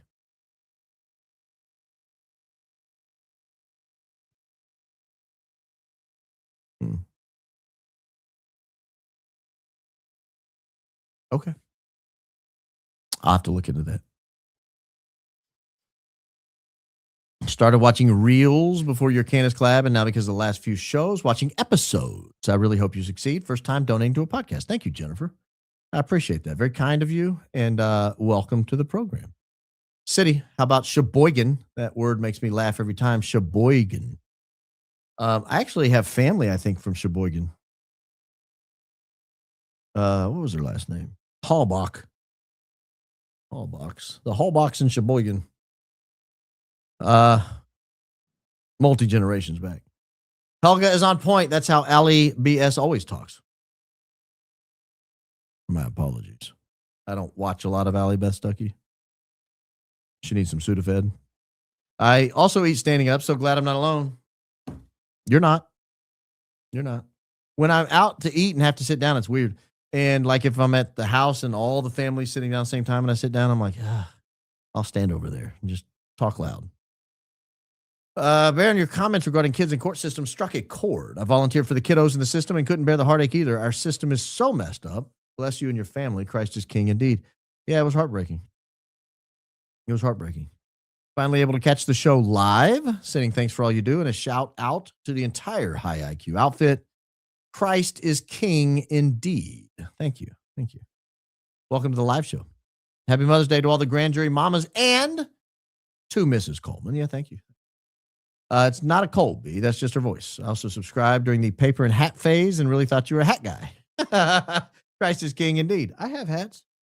I have one in here now. I don't. Well, I do, but it's way over there. Thank you. Prayers of protection for your family and RBP. Thank you. I appreciate that. Thank you. Your viewers will follow you to any platform. You aren't dependent on YouTube. Christ is king indeed. Well, that's very kind of you. Very kind of you. But we got a nice cozy setup here. YouTube's been very kind to us. A couple of hiccups along the way, but as far as YouTube goes, they've been pretty kind to us, and I'm thankful to be here. Please, EK does bird hands in all her BLK video. Oh, did she do bird hands in the black video? In her all black video? I did not know that. I have to go back and watch. I didn't check for bird hands. That's right. And it goes on and on and on. You're right. She did. But that was like down bird hands. That's different. The up bird hands, that's something totally different. The poking. Oh, watch out. Watch out. If they're poking bird hands, they're like this close to snapping, guys. This close. I don't know if you can see that. I'm talking like right there. The poking bird hands, just, you better start ducking. It could be coming at any moment. Baron, shout out to my husband, Justin, because I'm at work and I know he's home with our 4-year-old and 9-month-old, Everly and Kaisley. We love your show and appreciate all you do. Christ is king indeed. Shout out, Justin. How you doing? Okie Gal says, hey, take care of those babies. Thanks to you and your family for the sacrifice you make to be here. Praying for you all. Happy Mother's Day, Mrs. C. I hope she's watching. She's getting a lot of shout outs tonight. Watching in my hoodie. So comfy. Forgot the super chat. Christ is king. Amen. I probably shouldn't out her, but there was a podcaster traveling today, and she sent me a picture in the airport of her in her high IQ outfit. She's like, I'm representing on the road. And I was like, that's awesome. That is awesome. New merch. I just say stuff. Yeah, that's coming. That's coming. I'm late. No, Allie hasn't done any research. That'd go against the narrative and what they're getting paid for. Christ is king indeed. Love you, Baron. TR leg length and the guy jumping off roof. Go on. Happy Nurses Week to Nurse Casey. Spelling. Give her a Daisy. Nurse Excellent Award. Yeah, she got her Dunkin' Donuts apparently was giving drinks away for Nurses Week. She made sure to go get one. Your example. A female serial murderer who somehow got elected president. That would be the bullet we all dodged. HRC. Yeah, I thought about that while I was saying that. I didn't want to make it too relatable, you know. ABS, I kept thinking she was going to say, my name is Edith Ann, and I'm 5 years old. Stay safe. Jesus loves you too. Okay. Thank you. Alpaca Renee, where you been? I haven't seen your name in a while. Welcome back to the program. Curious, no grand jury. This hearing with no live witnesses. No way to impeach testimony. I just say stuff. I'm crying, laughing. Great merch idea. Very guilty of just saying stuff. I'd buy it all. Yeah, well, you're going to get it. You're going to get it. That's coming. Okay, Looney's chat on Discord, B. It's BC members, please. Sorry, guys. That happens. Your laugh brings me joy. Christ is King indeed. Thank you. Is it KY, the crafty Christian, or Kentucky, the crafty Christian? Kai, the crafty Christian? I like that. Thank you, Kai. I'm going with Kai. Wrong video yesterday, 2307. Let it rip. Oh. All right. We'll get to yesterday. I thought I was playing yesterday. I had the wrong hoodie on. Hold, please. Oh, there it is. Yesterday. Oh, ballroom. All right, 2307. Let me get it dialed up, and then we'll all listen to my mouth make noises together. Okay, we're about 10 seconds short, so let's go to it. Here we go. I'll get to laugh at your humble host together. Ready? 3, 2, 1. July 31, 2025. Why was that important to point out? Because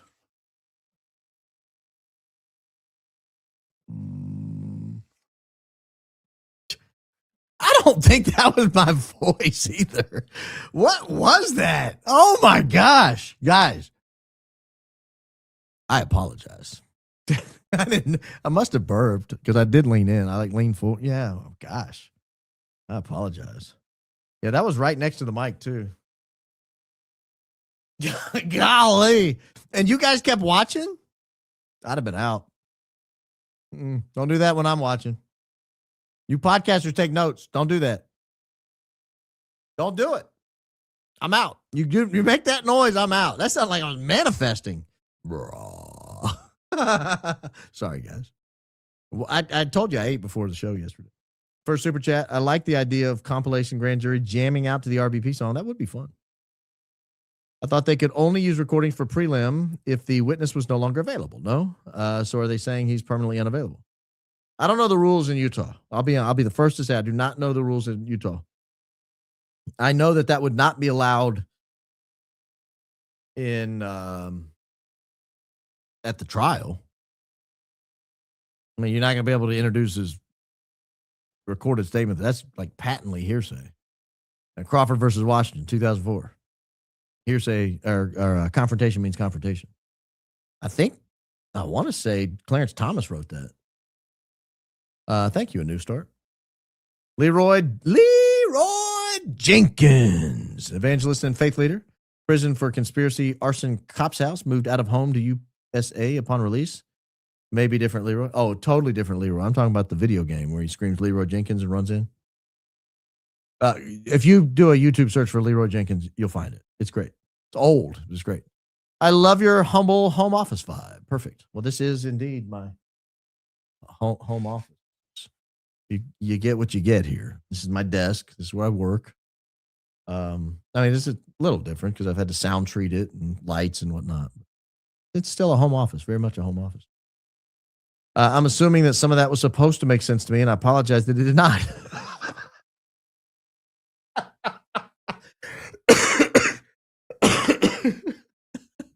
The most polite way ever to say what? You're the most humble of humble. Oh, thank you. Thank you. Yeah, I didn't know what he was talking about. Oh, I just say stuff. Guys, it just happens. Things just come out. GPT, EK appearances, September 25 to May 2026. 25 to 40 major public events. 60 to 120 include TV podcasts, rallies, conferences, campus, and private events. That's a lot if that's right. I don't know if ChatGPT is right. I would have to verify that. You might ask for links for every appearance and then go through and actually make sure she was there, but that's a lot. It's healthy. I sold Roy O ice cream when I worked at Baskin Robbins.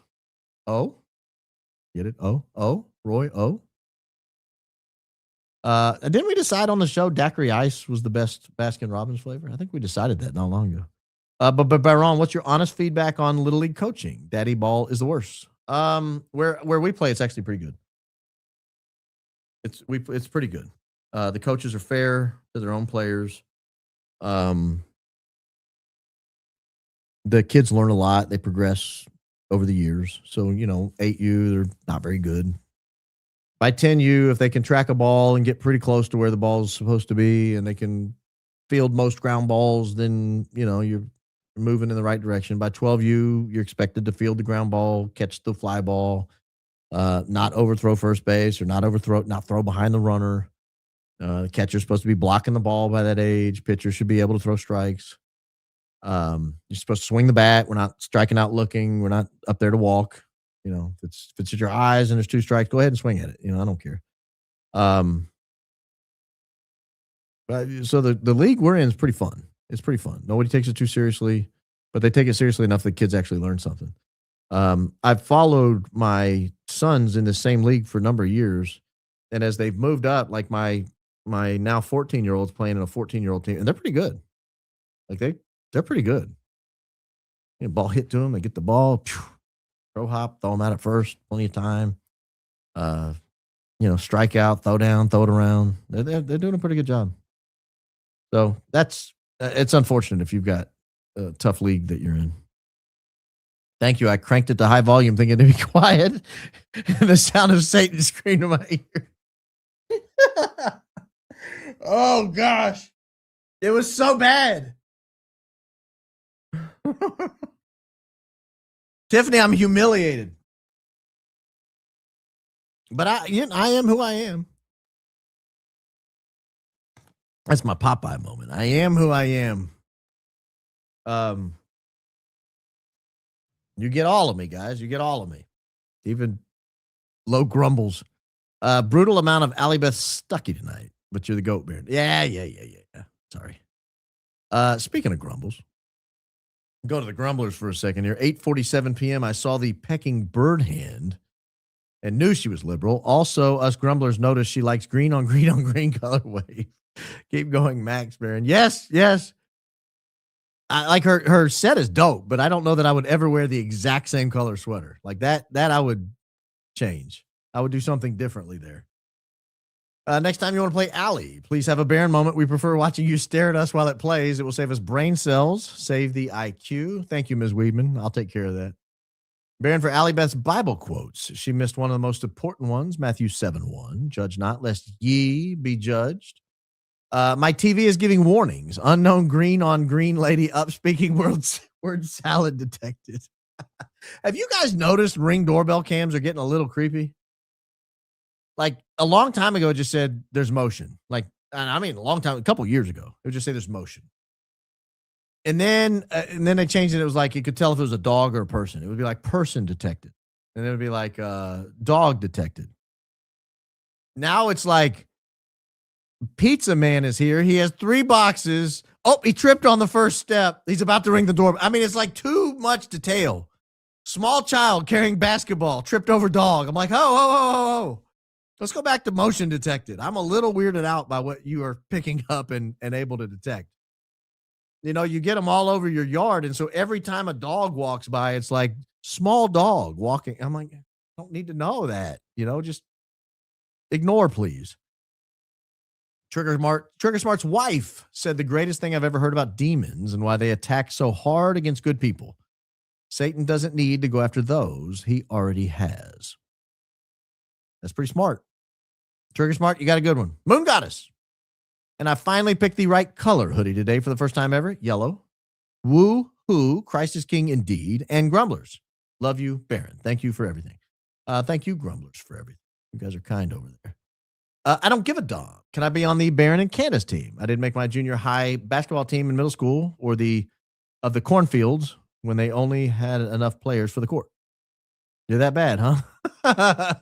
P.S. I still can't do a free throw, but what I lack in shooting skills, I feel like I make up in being annoyingly curious and doggone bone syndrome, just not with balls and baskets. Well, you'll be fine without that. P.P.S. 2 post strips. I was the only one who did not make the team, LOL, and I come from a family of ballers, double LOL being Hoosier born. That's because you're a Purdue fan. They just cut you out because of that. Happy birthday to Rachel's angel baby boy from the Grumblers. We all send our love and prayers to Rachel and her daughter. Indeed, Moon Goddess, thank you. Miss Weedman, back for more. Erica has a master's in uptalking. Allie only has an associate's in uptalking, and the first 3 letters were capitalized. Associates in uptalking. I am not insulting her, just describing her. There's a difference. I think you were insulting her. I think the capitalization ensured it was insulting her. Banner, your ears ringing. Grumblers are grumbling tonight. Your apologies to them. You never pop in earlier. I must pass their messages on. Grumblers shouldn't wait until the very end. Thank you. Yeah. Yeah. How about Grumblers first time next show? We're feeling neglected, being last all the time. Yeah, maybe I'll go to you guys first. I apologize. It's just so easy because they're all right here. Thank you, Grumblers. I apologize. You guys are wonderful. If you draft me an apology letter, I'll send it. I'll send it indeed. I'll send it. GPT did give a full list, especially the public ones. Love you. Oh, thank you. Well, good to know. That's a lot of appearances. Thank you. A new start. You recently said crazier than a sprayed roach. I laughed so hard. What's true? Who is still on what board on what website, Jesse? No. Charlie Kirk is still on the TPUSA board website. 7 months and 28 days later. Just read that EK is suing George Soros for $800 million. I doubt that's true, but let's check that out. Erica Kirk, George Soros, sued. Oh, no, that's not true. Glad we could get that cleared up. You guys got to be careful about what you read on the internet. It's not all true. Not all true, but you know what is true. Time has come. Time is nigh, guys. I will be back tomorrow for the members. If you're not a member, now's a good time to grab a membership. We'll have a good show lined up tomorrow, early afternoon, probably 1-ish Central Time, God's time. 2 for you on the East Coast, and I don't know what that equates to the West Coast, 9, 10 a.m. I don't know. You guys are out there. You have weird time out there. Half of you don't even follow it. Like Arizona people don't even follow the time half the time, and then half the time they do. So I can't do the math, but it's going to be 1 o'clock-ish God's time. Maybe as late as 1:30 or 2, but probably 1. So I hope you can join me. I hope you can join me. If not, members, you'll be able to catch the replay. In the meantime, don't you forget. Don't you ever forget. It's always a good time to remember, particularly for all yous who ask for all yous. Who am I from New York now? All you who ask for prayers, don't forget. Jesus loves you. Thank you so much, guys. I appreciate you joining me. We have a wonderful community here. Each and every one of you is a great credit to that community. And I cannot thank you enough for joining me here each and every show. And we'll talk soon. Have a wonderful evening, all.